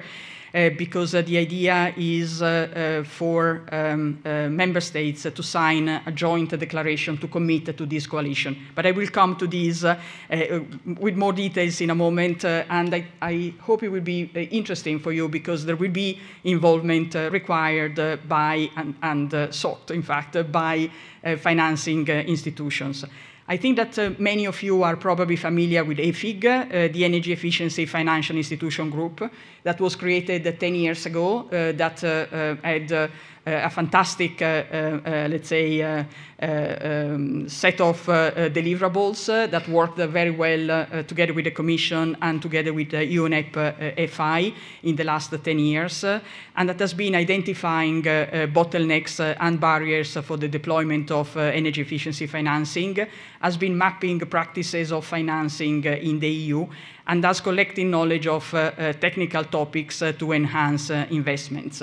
And there are many reports that are available, and many financial institutions have been involved in this exercise, which has been really successful and increased the interest for energy efficiency financing. There has also been, for example, one of the deliverables that I just would like to mention, and this is in the slide, is DEEP, which is this de-risking energy efficiency platform that has been, let's say, helpful to identify possible solutions that have been used in other member states or in other financing realities in order to overcome let's say, the problems linked to the risks, not easy sometimes to identify, of investing in energy efficiency. As you are aware, there are many challenges linked to investments in energy efficiency. I'm sure you are aware of most of them, or maybe all of them, but allow me to just recall what we consider the main ones. The first one is the existing gap between investment needs and available public funding. The second one is still an existing gap between potentially available private financing and a relatively limited number of projects that are presently being financed. The difficulties to achieve scale for energy efficiency projects in a wider sense, and the need to activate demand, which is fundamental to enable investments, obviously. There is also one important additional problem, which is the need for financial institutions to interconnect the sustainable financial framework with financing energy efficiency projects. And it is to let's say, answer to these challenges that the Commission is launching this European Energy Efficiency Financing Coalition. What is the political context? I think it's pretty clear, I suppose, but just allow me to recall it briefly. One is the Repower EU plan, where the EU Save Energy Communication, which I mentioned at the beginning, includes the commitment from the side of the Commission to launch this coalition with the financing sector to mobilize private investments for energy efficiency. Then there is a strong call from the side of the European Council on increasing availability of investments and financial instruments for energy efficiency. The conclusions of the European Council of both October and December last year had this very strong call. And then there is an international level, and again, that was mentioned before. As you know, there is a call being made for a pledge for energy efficiency at COP28, and of course, financing will become an important element.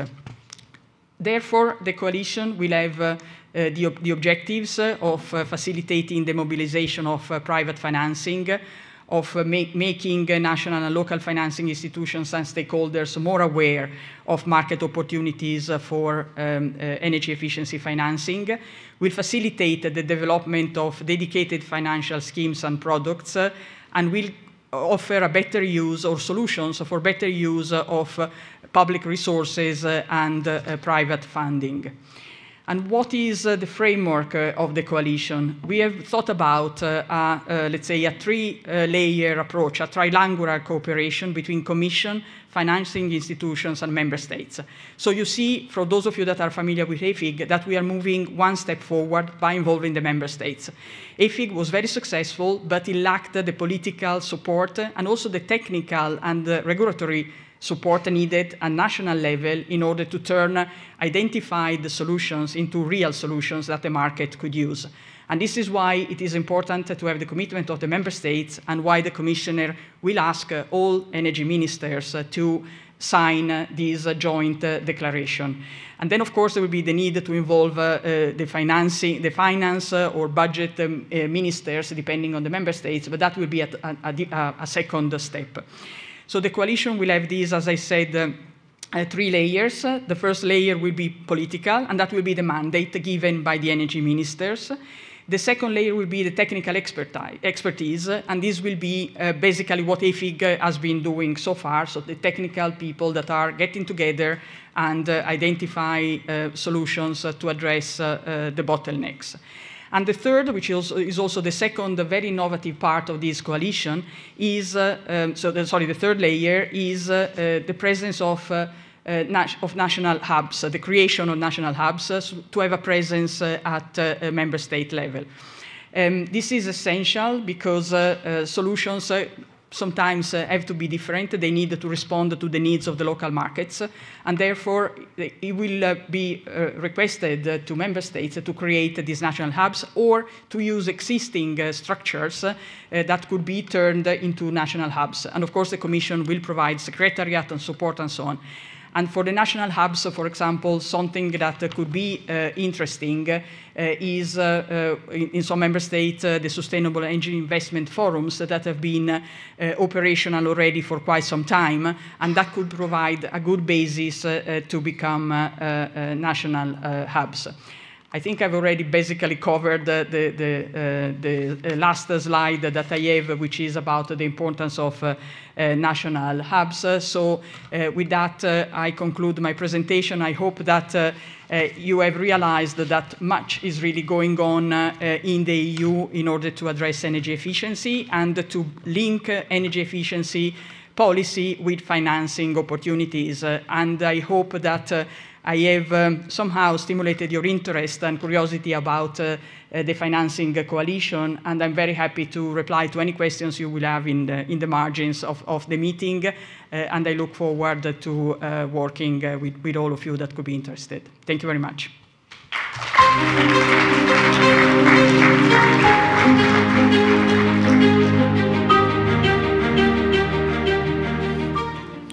Ms. Canevari, we greatly appreciate your insightful presentation. Thank you. Our next presenter is Mr. Stefan Thomas, a physicist and political scientist. For over 30 years, he has worked at the Wuppertal Institute for Climate, Environment and Energy, a leading European think tank for sustainability research. In the last 10 years, Mr. Thomas has acted as the director of the Division Energy, Transport and Climate Policy. His research focus encompasses energy efficiency and climate change mitigation policies. Please give a round of applause to Mr. Thomas, who will be our next speaker.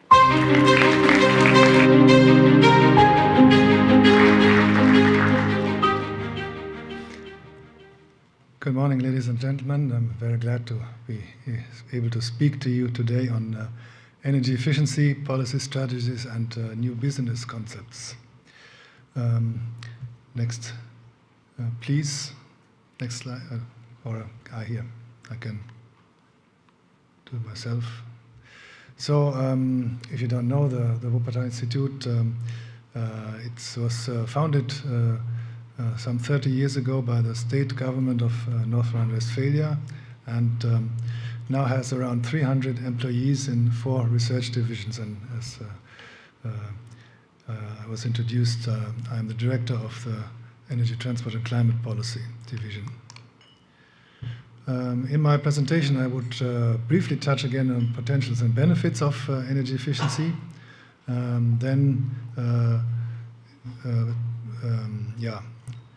Discuss in more general terms policy targets, strategies and instruments, and new business concepts, and also some experiences in Germany before concluding. This graph has already been presented by Jan Rosenau, so I don't have to repeat it again. The IEA also has advocated the analysis of the multiple benefits.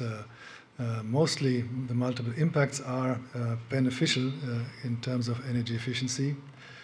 You see here just a few. It's not just energy and cost savings and greenhouse gas reductions, it's also energy security, it's fighting energy poverty, it's health and well-being. Employment has been mentioned already by Ksenia Petrichenko, and also productivity and fighting also local air pollution. In terms of energy security, the new renewable energy and energy efficiency targets that have been decided this year and have now come into force for energy efficiency and finally also approved by the Council for the Renewables will enable us to reduce our dependency on fossil and nuclear energies by almost 40% until the year 2030 if we achieve these targets. You see energy efficiency will reduce the column on the right side compared to 2020 and also to the previous versions of the two directives from 2018. And then the orange part of the bar is then the increased share of renewable energies. And although it's in shares, it's 10% more than was in force before, it is only 55 megatons per year of, in absolute terms, of additional renewable energies to which we need to invest, because energy efficiency will reduce this absolute amount of energy. So it is also saving investments in expanding our energy infrastructure. We have coordinated a study called COMBI on multiple impacts, and this is presenting the economic effects of those multiple impacts that can be monetized. Here for the examples of France and Germany, but there is also the same data for Hungary available on this website combiproject.eu/tool. And it shows that these impacts that can be monetized improve the cost effectiveness of energy efficiency investments by 30 to 50%, and the 50% is valid for the buildings retrofits investments. So these multiple benefits make Cinderella or the Swan even more beautiful. And now there is a new project ongoing, and there will also be another follow-up project start soon. And these have developed another interactive tool, which will soon be launched, which will allow policymakers, but also maybe financial institutions in the context of the energy efficiency first principle, to assess ex ante what is the multiple impacts of energy efficiency investments, or also policies. So why do we need to talk about policy supporting energy efficiency if it's so attractive? The problem is the many barriers that impede the development of energy efficiency and the use of the potential. And much of this is, in addition to, that it is Cinderella is hidden, it is also hidden in many small to medium technical improvements. So there's lack of oversight, both for building owners or company managers, but also often on the supply side, lack of information, and sometimes small gains from an improvement. And all that has led to lack of priority along with the low energy prices of the past. So, when energy prices are low, the energy cost savings may deem low to market actors, and there are split incentives between investors and users in especially rented buildings. So the task of policies is to make energy efficiency easy, attractive, and eventually the default. That's a case of regulation. and the need to have policy packages with more information, practical guidance, regulation and support, or the sticks, the carrots and the tambourines has also been mentioned before. So policy targets, strategies, instruments, and new business concepts.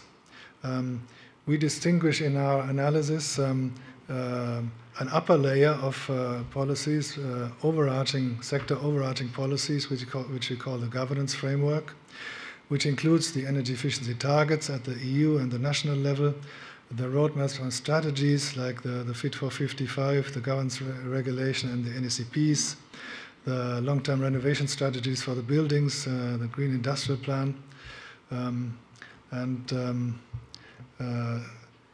all that gives guidance to the market actors. Then also for policy implementation, we need the infrastructure and funding for the policy implementation. And here, energy agencies are important, and this institution here, the Central Bank of Hungary, is also taking a coordination role for the financial sector here in the country. Then energy efficiency funds is one possibility to bundle government funding or also EU funding, or energy saving obligations is the other option to have a coordination framework for the implementation mainly of information and financing programs. And also the development of energy services is an overarching theme. And finally, there is the need to eliminate distortions in energy prices, mainly through either energy or CO2 taxation and through the now 2 emissions trading schemes in the EU. And I should maybe add the energy efficiency first principle here, because it also invites Cinderella to the party. At the sectoral level,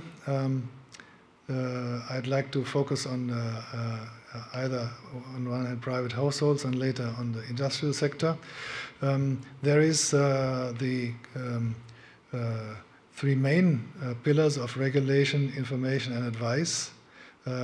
And here we have also EU-level standards for appliances, but also in the Buildings Directive, the requirement for member states to have national requirements for new build and major renovation.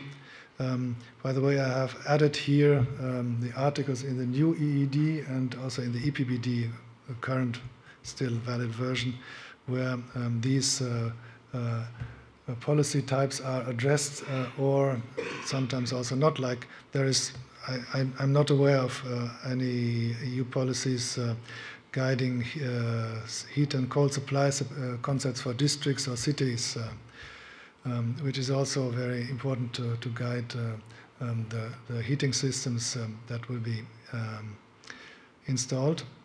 There are many policies for information and advice, like energy performance certificates, energy advice and audits, one-stop shops have already been mentioned, that guide and support investors.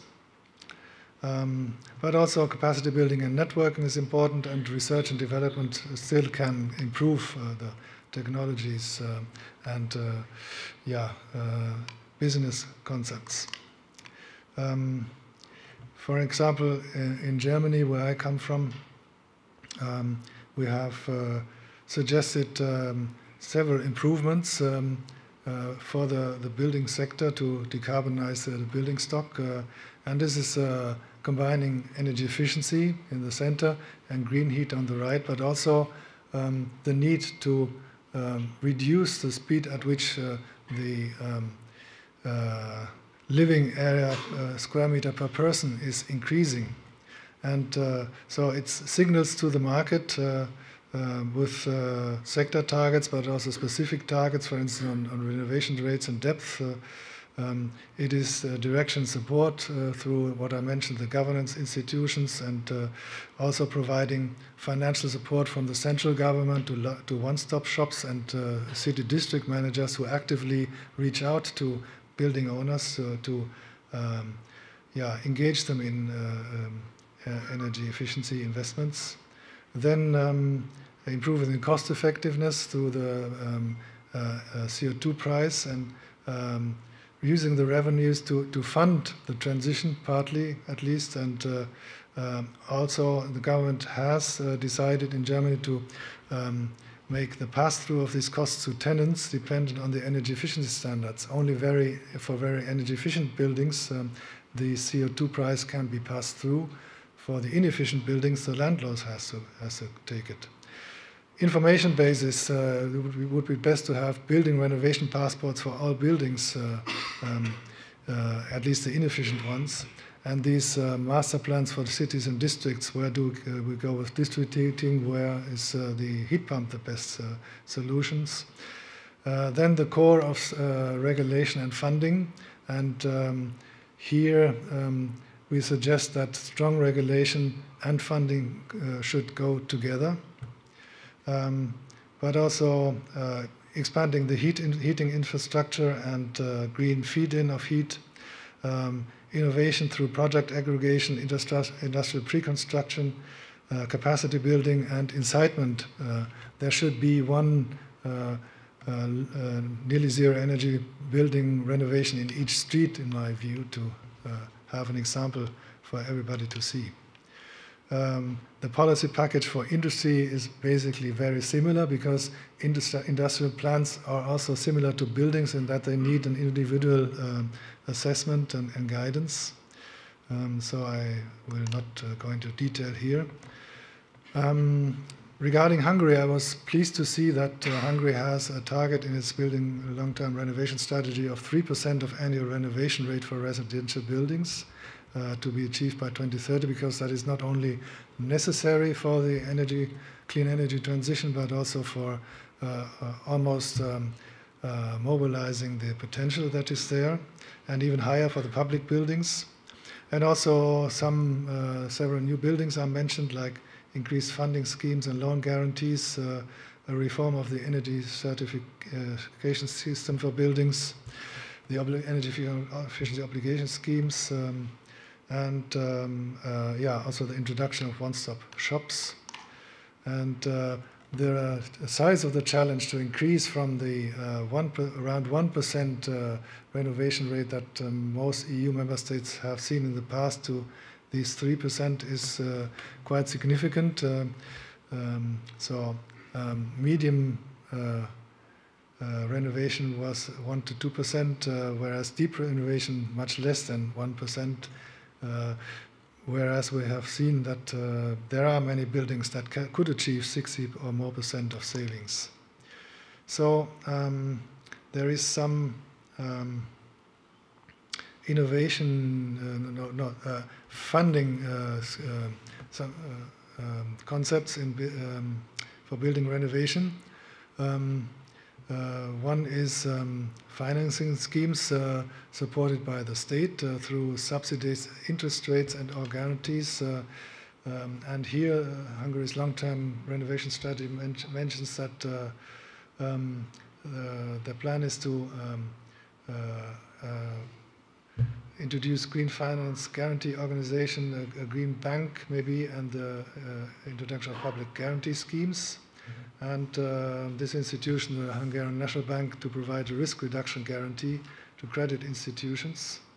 And I think these may indeed be very important steps in policy to support more financing and more renovation. And experience shows that it is useful to involve the local banks and branch offices, but also that training is needed to the loan assessors there on energy efficiency in buildings. Another well-established business concept is energy performance contracting. It's established in many countries for larger buildings, mainly public buildings, or for pools of buildings.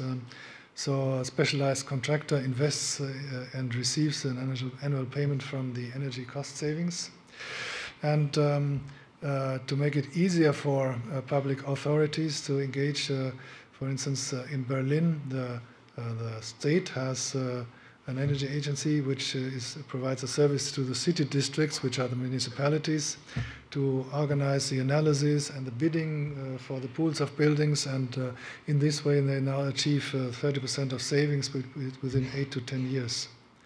So policy, governments should support such services, project development assistance, that is legal clarifications, contract templates, but also guarantees to support the development of this energy performance contracting business. Also innovation in information and support. The individual building renovation passport is providing a roadmap for stepwise, coherent, cost-effective renovation towards nearly zero energy building standards. So you don't have to do everything at once, but it is coherent, not creating any problems with mold or things like this. But that would need an enormous number of energy consultants to do that for each individual building. So to achieve scale, governments could develop a typical building renovation roadmaps for common types of buildings, like these 800,000 single-family homes that we've heard of exist here in Hungary. Also there should be included a light version into the energy performance certificates. And here I coordinated another EU project called DPC with a Hungarian partner who also adapted our suggestions for the Hungarian context. Then also building owners often need practical support in the journey through the renovation. So this is the innovation here is integrated home renovation services, also known as one-stop shops, that link supply and demand side actors for building renovation, actively reach out to building owners. They guide and support the building owner through the journey, and they can also bundle projects to save time and costs through, for instance, prefabricated elements for the building. There is the example of the Energiesprong concept in the Netherlands that has developed it. And they could be online one-stop shops or have local offices. What is the best use of public funds in the energy efficiency renovation field? I was told that Hungary has progressive and very much progressive energy tariffs for heat and electricity, which of course ensures the affordability of the basic amount of energy consumption, but people living in the worst performing buildings may end up paying the high rates and have high costs, or have to curtail their heating services. And also the incentive for energy efficient renovation is low when paying the minimum tariff. So could funding energy renovation be an alternative? I would invite you to consider if that might be the case. So maybe slightly increase the basic tariff over time and use the subsidies, whoever may pay them, saved that are saved, to fund grants and soft loans to energy efficiency for the worst performing buildings first. Then you can also, if the funding is right, require landlords of worst performing buildings to really upgrade these, and should also offer them support through building renovation passports and one-stop shops. And so I'm pretty sure that if such a concept is developed in the right way, it would benefit in the long run both private households and public budgets. Maybe a few more minutes on some examples from Germany. At the top level, the climate law plans for greenhouse gas neutrality in 2045, and up to 2030 we have sectoral targets, and you see here targets for industry and buildings, which also of course needs a lot of investment. In funding energy efficiency renovation, we have about 20 years of experiences with a combination of grants and soft loans, often a choice for the building owner. And in the case of the soft loans, there's also a grant component. And this has increased a lot. Has been increased a lot in the last year, and the rates will also be increased in next January.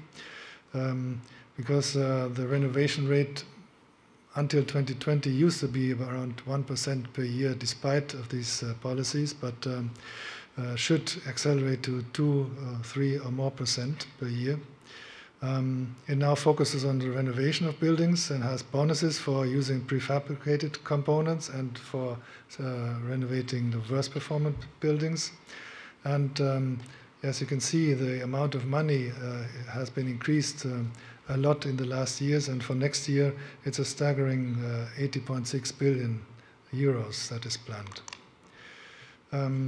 We also are one of the countries that plans to phase out gas and oil of the heating sector, made possible through the target also to increase the share of renewable electricity from 50 to 80% by 2030.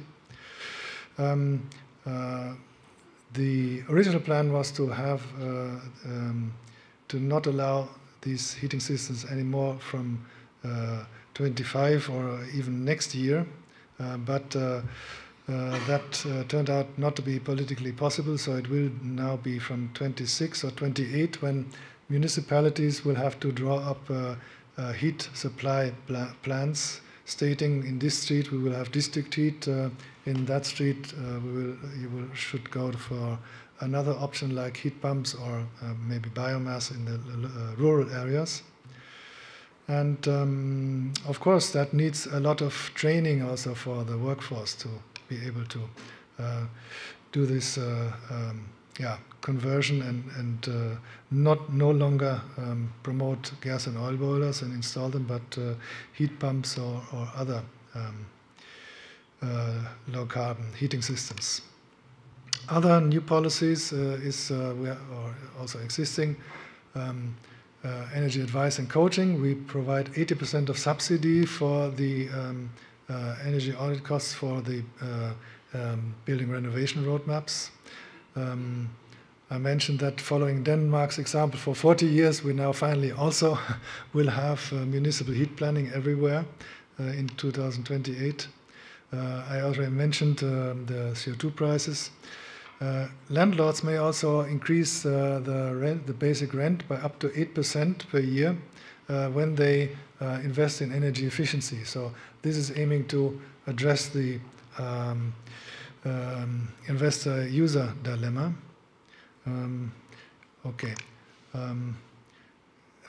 example where we calculated whether we could already decarbonize heating in Germany by 2035, and we saw it is cost effective. You see on the left-hand side the gross savings.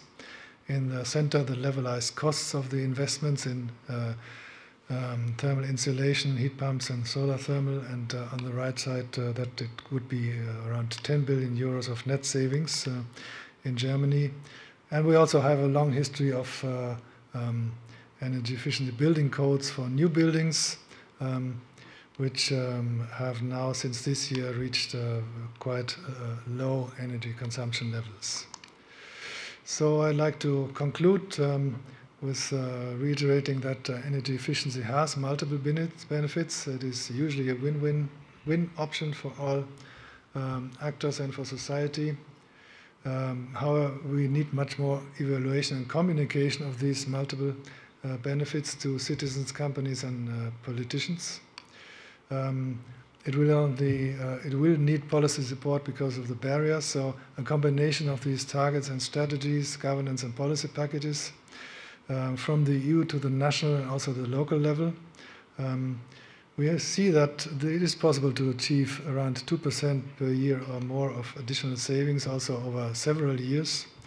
And so there is the need to set strong targets and create strong strategies and promote and support innovative policies, market mechanisms, business and financing models, professional training, technology savings, and everything else that is needed.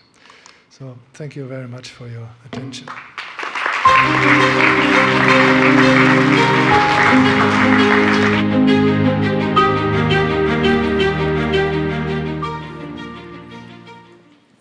Thank you, Mr. Thomas, for sharing your thoughts on business opportunities emerging with energy-efficient solutions.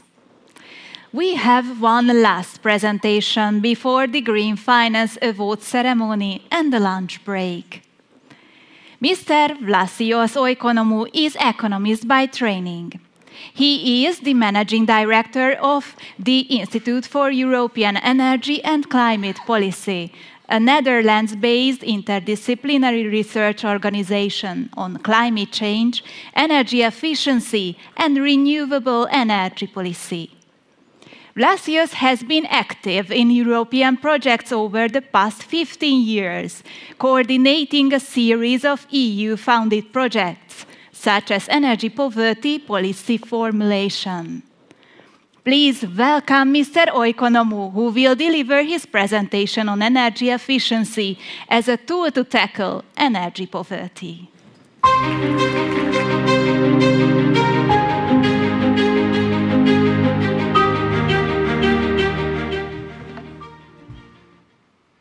Hello, and thank you very much for the invitation. I'll be representing here a study we carried out and tackling upon the dilemma of energy poverty and how we can, actually through energy efficiency, we can overcome energy poverty in Hungary. Actually, this presentation will be kind of a transition from what we have heard from the EU level, going back to the national level on Hungary, so that's we've gathered some Hungarian data. Maybe you can find it interesting, we can discuss about it. I've been with, as Claudia from DGNR mentioned, it's about this new EED. We've been working for years also with the Hungarian Regulatory Authority and of course the Hungarian counterparts on implementing these energy efficiency obligations and the savings targets through all the last years, and we're continuing the support on that. Now, I will just start opposite, so for the key lessons, what I found in my presentation and how I can explain it to you. The first one is that energy poverty is not a simple thing. It's a part of income, housing, and prices. So it's three different parameters which need three different types of policies. That's why harmonized measures are required, and we'll go through that in detail. Also, we've got upcoming policies in the EU, where, especially for the low-income groups, which is the most important element where they will suffer the most, if we want to alleviate energy poverty, this can be done through energy efficiency and through energy upgrades of their households before 2030. So there is no time to lose on that. And I'll show you exactly because there are financing streams happening now. Some basic characteristics for Hungary, you know, this, if we take the GDP, there is a growth, and it was up to 2021 was 4%, and I have not the data for 2022. While we have got the headline inflation and the core inflation, the exchange rate, what you can see on the bottom left, the inflation was rising, and there are several measures to tackle it. In terms of the poverty rate, this is the absolute poverty rate, taking into account the income part. We have been seeing an increase of the risk in the poverty rate after 2022, although there are still measures taken from the Hungarian government to alleviate part of the poverty due after the energy crisis and so forth. Of course, this data is coming up, and we had also high wholesale electricity prices coming up. That was, of course, everywhere in Europe, and we will see that though in the other prices the situation is a bit different. And in terms of the climate part, because we have to take into account when we speak about energy poverty, and meaning what types of financing is required for the energy poverty, we have to take into account also some basic characteristics of the market and the housing market. So we can see for the cooling degree days, this and the heating degree days on the left and on the right, as you can see. And although the heating and cooling demand is slightly lower than the EU average, in Hungary there is a higher variability than the smoother EU27 average, which shows a higher heating and growing cooling demand. This can be part that, especially the cooling, might be one challenge coming in gradually, of course, due to climate change, and this happens everywhere in Europe. Now, in terms of the housing, what we see is that the population, the share of the population living in comfortable cooling environment in summertime has been increasing from 2017 to 2012. This is the latest data, unfortunately. There is no update data, and things will come up.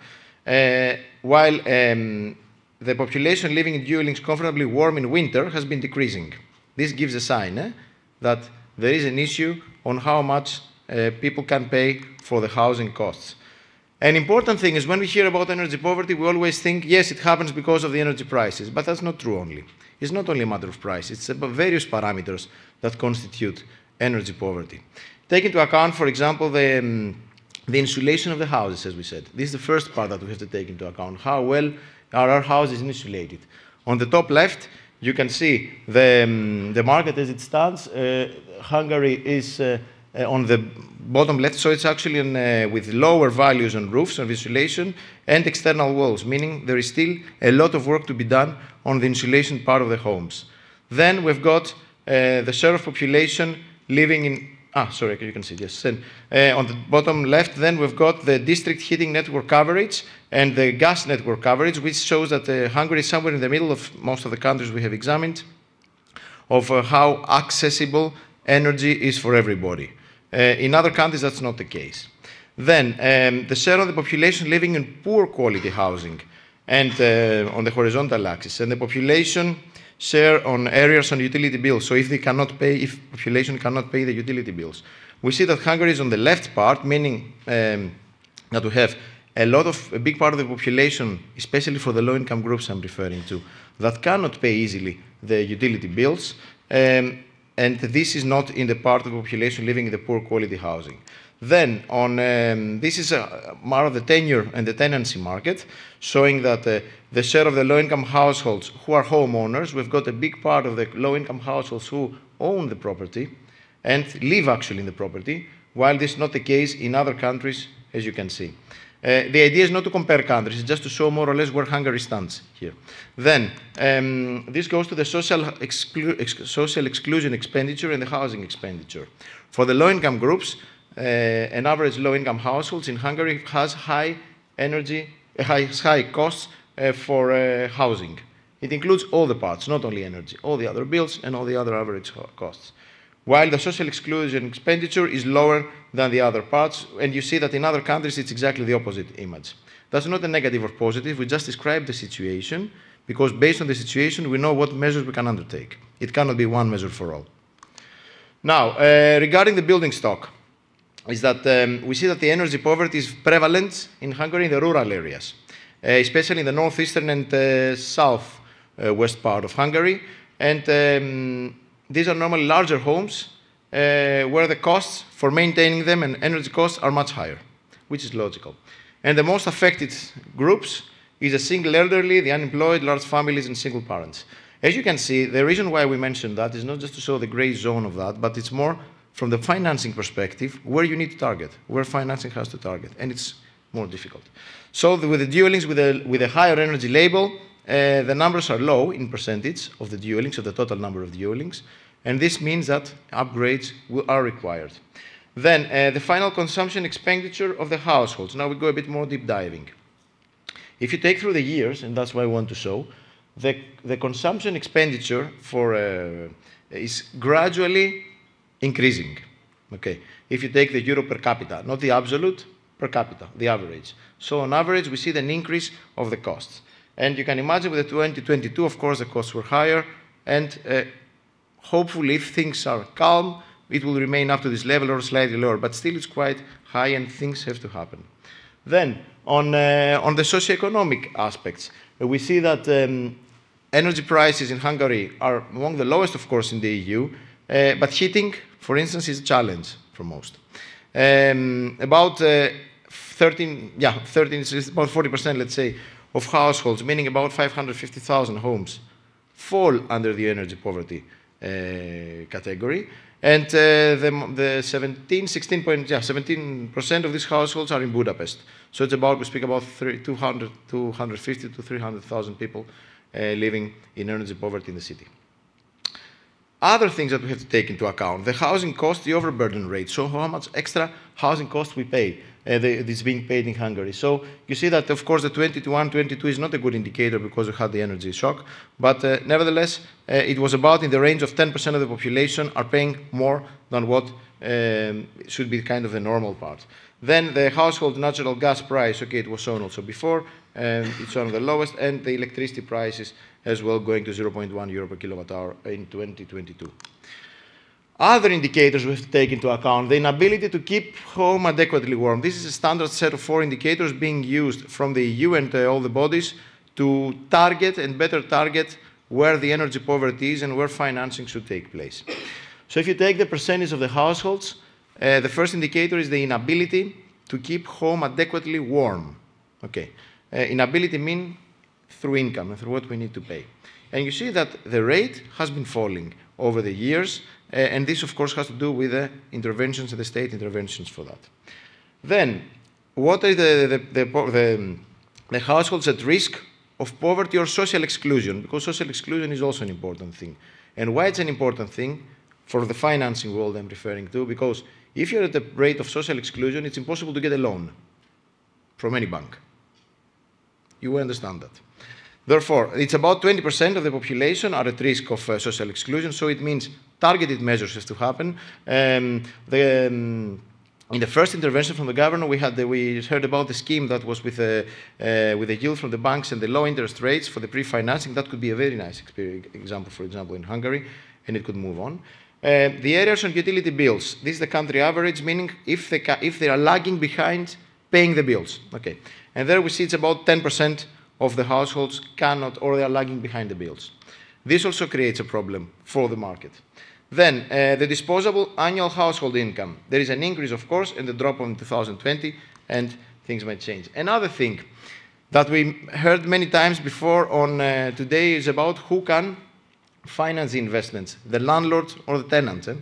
It's about 7.6%. We have private rented sector market, so where there is a split incentive between the landlord and the tenant. And from there, we have an indicator which is called rented private housing energy poverty indicator. It's a composite about the inability to keep a house warm, the utility bill debt, and housing fault. So Hungary is somewhere in a higher level. It's about 20% of the population on that. Now, for the study we did, we checked for the first quantile, for the first income quantile, which is about 8-point-something% of the Hungarian population belongs to the lowest income level. And you can see that there is a big difference between how much a low-income household consumes regarding to an average income household in Hungary. Hungary is in the fourth line, if you cannot see. So there is, it's not double, but it's quite close to double. Here, what we try to check is what will happen with the new EU policies taking place on the emissions trading scheme for buildings and transport starting from 2027 to 2030, where there is a ceiling price of 45 euros per ton of CO2. And this will be accompanied, of course, with the Social Climate Fund. For those of you who have heard, it's about 65 billion. It's more or less 40.33% for Hungary, which amounts to 2.3 up to 2.8 billion euros will come up to Hungary, covering the costs of this new ETS for buildings. And the funding source is the revenues from this emissions trading scheme market, plus the 25% co-financing for member states. And what we try to check is the impacts on the low-income groups. Okay, and how we can finance to alleviate the adverse impacts. The scenarios we checked is the first is the ETS price, is the new ETS scheme coming up in the market that I just mentioned. The second one is if the legislation finally, with the Eco-Design Directive on the phasing out of the heating and fossil fuel boilers. And the last one is on the minimum energy performance standards. It's on the Energy Performance Building Directive that Ms. Canevari mentioned in the beginning. We still don't know the outcome, but let's assume it's more or less for upgrading up to 2030 from energy class D. And then is the combination. Why? I mean, the scenarios you don't mind so much. You have to take into account the first one is just the pricing, so the cost that will increase. The third scenario is energy efficiency, because that's real upgrades. And the scenario 5, which we will all check, is the one where all these measures will be implemented. And I think that the reality, in the end of the day, is happening there. Okay, background of information we don't mind. This is the prices, where it went. And now let's go to the important stuff. If you check the bottom left part, what will happen if we just have a pricing scenario, meaning only this ETS2, which is the cost, the extra cost on the fossil fuel boilers in the households, in the low-income groups. Up to 2030, we will have a reduction of the final energy consumption, which is not structural, meaning that it means that they cannot pay. They will have an extra cost that they cannot cover. So it's not a good scenario. While from the point that we have energy efficiency measures coming in the market, so it's the last line that you can see in this graph, we have the positive structural effects. What does it mean actually that we have better renovated homes, money will be flowing to the better renovated homes, and low-income groups will be able to pay less, but structurally pay less. Meaning it's not that they cannot heat themselves, they can heat themselves, but in a better refurbished house.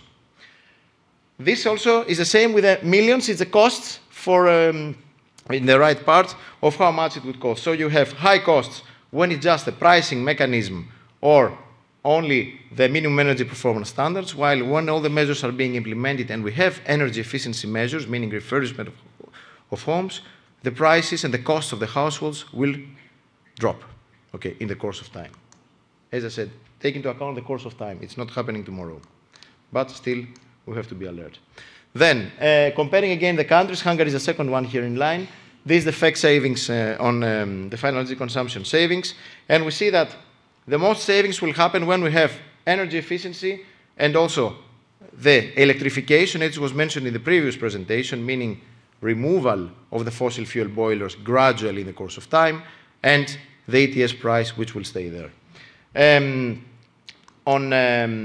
Now, what is happening actually with the funding streams? So, let's say that Hungary will receive the Social Climate Fund. As it's mentioned before, the numbers, the 4.33% of the total fund.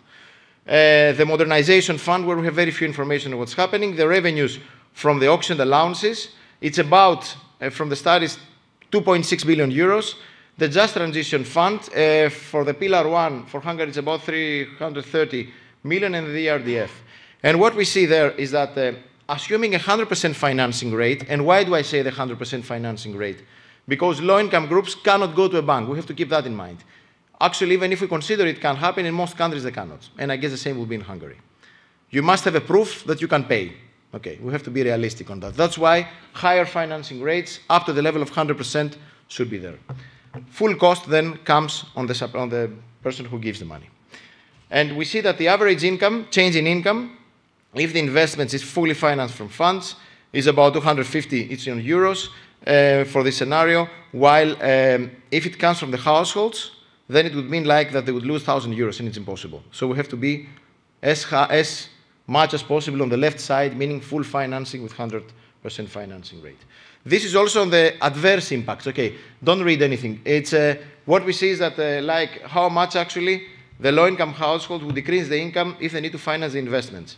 In the case where we have all the measures combined, so we have the energy efficiency upgrades of the households to the low-income groups, the loss of income is much lower than all the other scenarios where we just have pricing effects. Okay. So it's important to provide adequate financial assistance to the low-income households because the price signals are not enough. They cannot pay because the price has increased. We have this to realize. Okay. This goes contradictory to what most economists would believe, but it's not. We know that that's the case of the low-income groups. Because, as we said, the low-income groups do not have access to the financing. This we must keep in mind.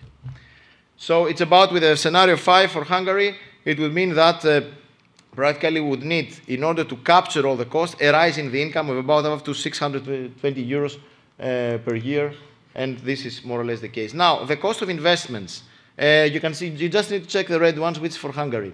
For the 2025 to 2030, with all these measures being introduced, you can see more or less what the costs would be and what the revenues would be. The costs are higher than the revenues.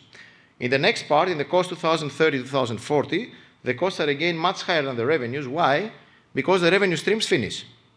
I mean, all these funds that we have heard, they have a deadline up to 2032. If, of course, new funds might come up, but we assume what we live now. And I would like you to pay some attention to the next graph, where it's this arrow for Hungary.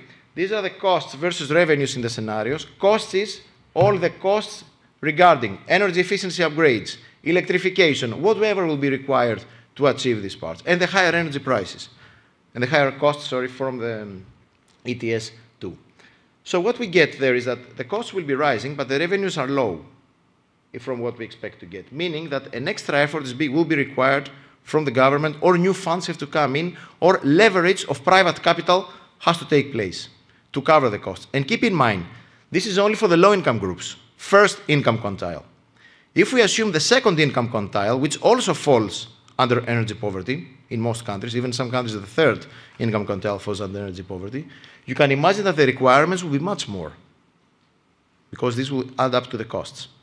Practically, it means end state budget and private leverage here to achieve that.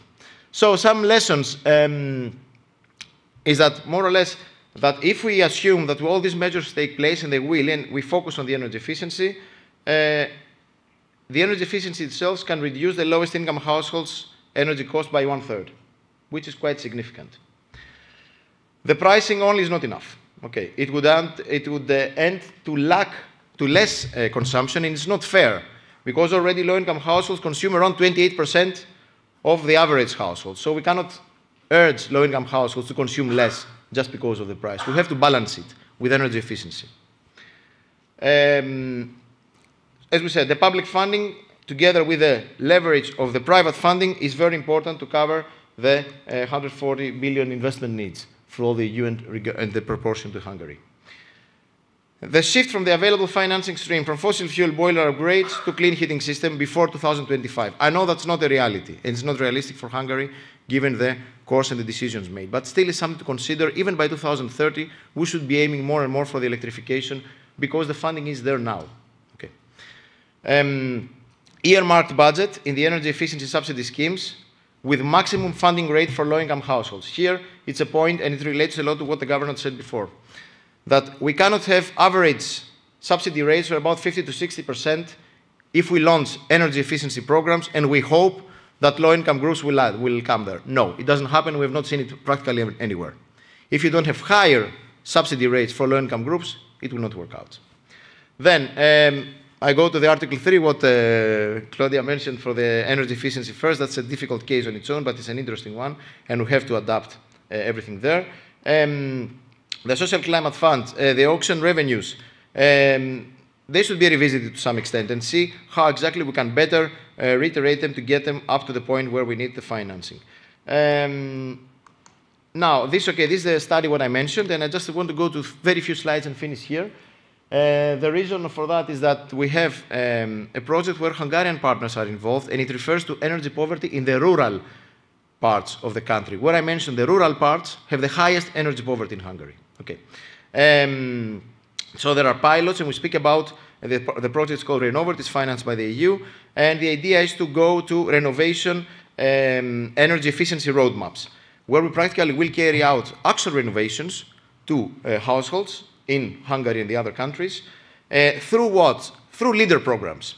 I don't know who from you is familiar with the leader programs. The leader programs is one of the various EU types of funding streams, mainly in the rural sector, which supports SMEs, small businesses, companies, and we have on board the association ELARD, which is called, which is let's say, handling all this type of funding, the leader programs, and with them we set up local action groups, so they design the leader programs bottom up, also in Hungary, to finance renovations for the rural energy poverty. So that's kind of a bottom-up financing. The money is there. It's not theoretical fund. It exists, and it will work out. And we'll try to customize it for renovation of the rural energy part.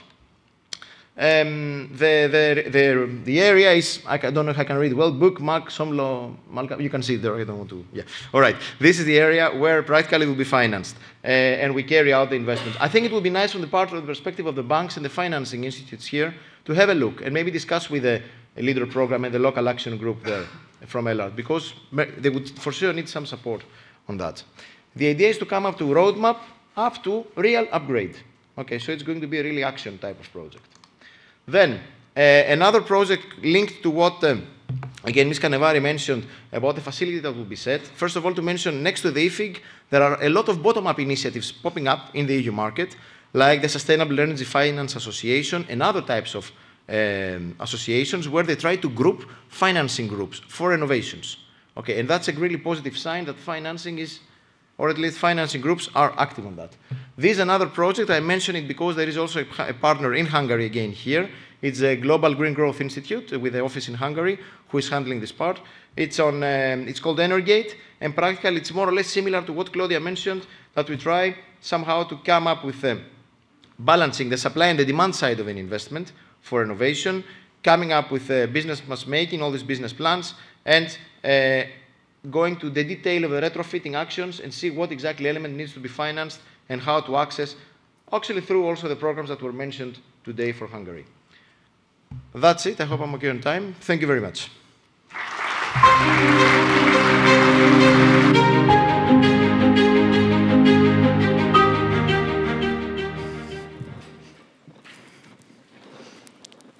Thank you, Mr. Oikonomou, for sharing your highly relevant research in this important subject.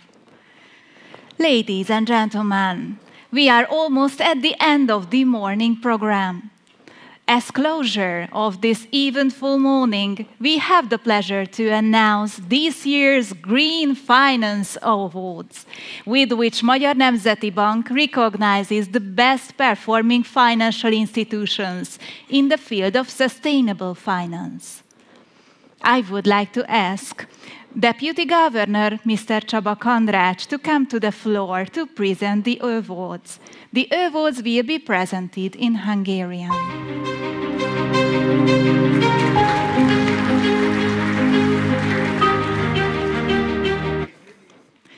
Az első kategória a Zöld Bankdíj, melynek győztese az Unicredit Bank Hungary Zrt. A díjat átveszi Tóth Balázs elnök vezérigazgató úr. Kérem, fáradjon a színpadra!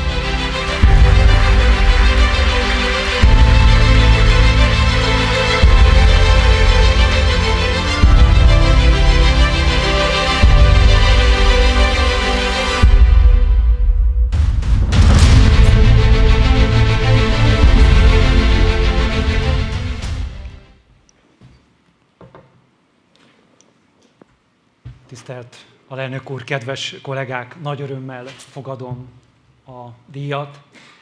Köszönöm az összes Unicredit dolgozó nevében. Szeretném elmondani, hogy ez nagyon nagy megtiszteltetés számunkra, hiszen a ügyfeleink visszajelzése mellett talán a felügyelet visszajelzése számunkra legértékesebb, legfontosabb visszajelzés. Mutatja, hogy jó úton vagyunk, jelzi azt, hogy a felügyelet látta és érzékeli a munkát, amit elvégeztünk és tervezünk még elvégezni. Az is nagyon fontos számomra és világos számomra, hogy a munka elején vagyunk, még sokkal több mindent kell tennünk, gyorsítanunk kell. Láttuk a délelőtti prezentációkban a nagyon ambiciózus terveket 2030-ig, 2050-ig, tehát világos, hogy még nagyon komoly munka áll előttünk.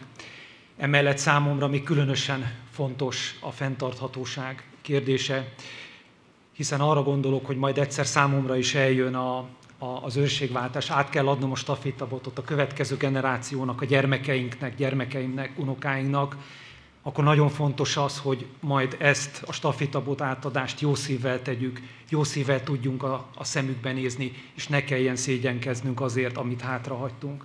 Tehát számomra ez személy szerint is nagyon fontos ez a téma. Még egyszer nagyon köszönöm és hálás vagyok az összes Unicredit dolgozónak az elvégzett munkájáért, azért, hogy ma itt lehetek, és az alelnök úrtól átvettem ezt a díjat. Gratulálok a versenytársaink és a többi pénzügyi szereplő munkájához, hiszen itt én azt is látom, hogy itt nem versenytársak vagyunk, hanem egy közös célért, a fenntartható jövőért dolgozunk, és ennek jegyében még egyszer nagyon köszönöm a díjat, köszönöm a figyelmüket, és nagyon meg vagyok adva. Köszönöm szépen!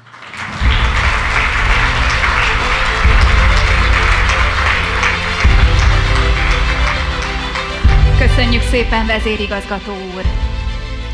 Következik a Zöld Biztosító és Pénztárdíj, amelyet az Aranykor Országos Nyugdíjpénztár vehet át. A díjat átveszi Hardy Ilona alapító, a pénztár igazgató tanácsának elnöke.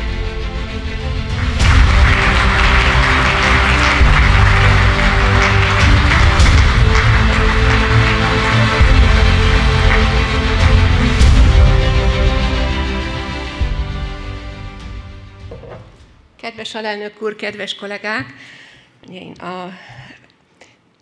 Az Aranykor Önkéntes Nyugdíjpénztár teljes kollektívája nevében nagyon szeretném megköszönni ezt a díjat. Egy kicsit meg is voltunk lepve, megkérdeztem tegnap a szervezőket, hogy mi alapján ítéltetett, oda kiderült, hogy mennyiségi, tehát számadatokat, megküldött adatokat elemezve a Magyar Nemzeti Bank a kvantitatív mutatók alapján hozta ki ezt az eredményt.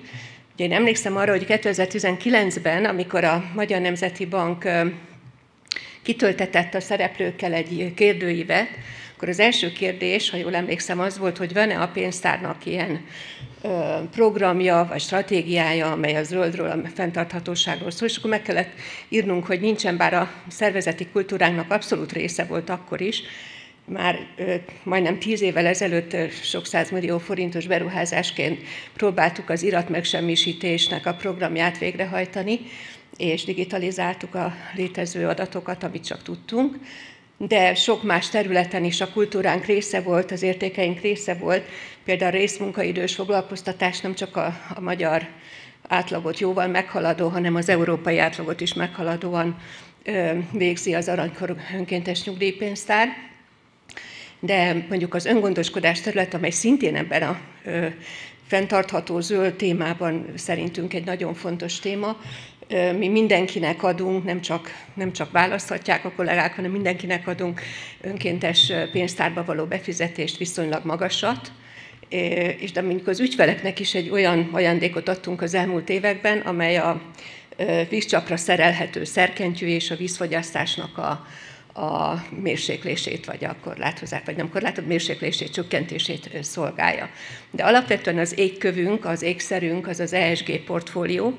2019 talán tele volt, amikor az Amundi Hungary vezérigazgatója, Viszkeleti Sándor leült velem, és az Amundi nekünk a meghatározó vagyonkezelőnk évek óta, és elkezdte mesélni, hogy ez az ESG, ez most fantasztikus a világban, mekkora tért hódít, és mi abban az évben, még a Covid előtt 19-ben ezt kidolgoztuk, döntöttünk róla, csak itt zárójelben jegyzem meg, hogy annyira új volt, hogy az igazgatótanács a döntésénél próbálta magyarra lefordítani ezt az ESG-t, hogy valami frappáns neve legyen ennek a portfóliónak, de nem sikerült, úgyhogy hagytuk ki. Aztán azóta persze bevezetődött a piacon, úgyhogy 20-ban bevezettük a Covid alatt, és meglepően, nagyon gyorsan teret nyert, nagyon népszerű az ügyfelek a körében, a pénztártagoknál. A meglévő portfóliójukból egy részét teszik át, vagy az egészet teszik át ebbe, úgyhogy hirtelen növekedésnek indult, és azóta is nagy népszerűségnek örvend. Úgyhogy nagyon sok területen próbálunk ezen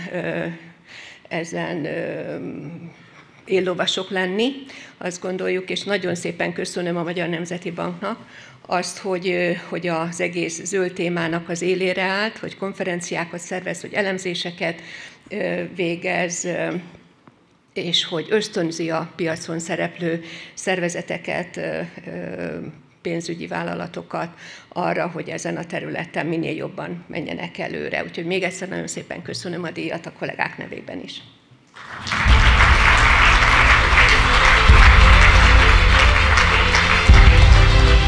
Köszönjük szépen, elnök asszony! És végül, de nem utolsó sorban, a zöld befektetési alapkezelő díj következik. A kategória győztese az Amundi befektetési alapkezelő ZRT. A díjat átveszi Viszkeleti Sándor vezérigazgató úr. Kérem, fáradjon a színpadra.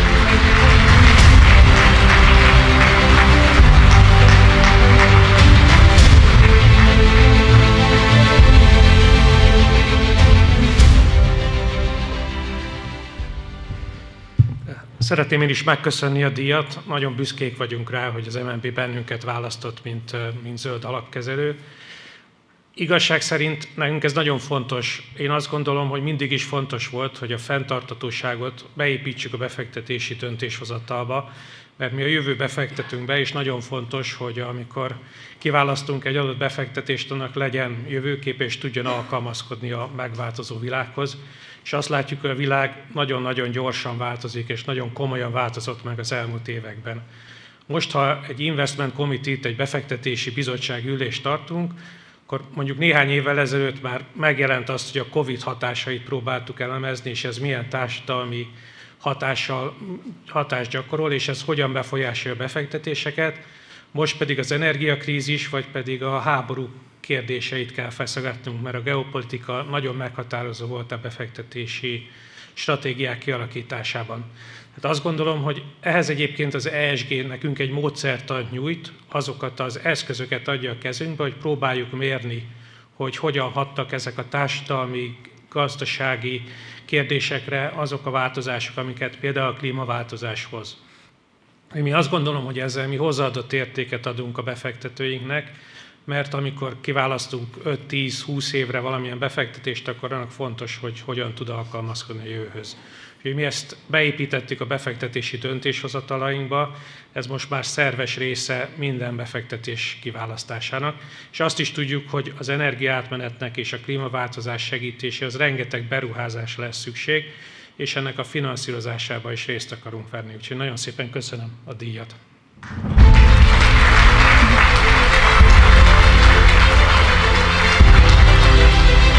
Köszönjük szépen, vezérigazgató úr! Köszönjük szépen, alelnök úr! Gratulálunk a díjazottaknak! Congratulations to all award winners! The end of the award ceremony brings us to the end of the morning session. Ladies and gentlemen, we hope that the morning presentations left you with valuable insights. We will now stop for lunch. The event continues at 1 p.m. Until then, please enjoy your meal. In the afternoon, the presentations and discussions will continue in Hungarian. Please do not hesitate to use the translations devices if needed.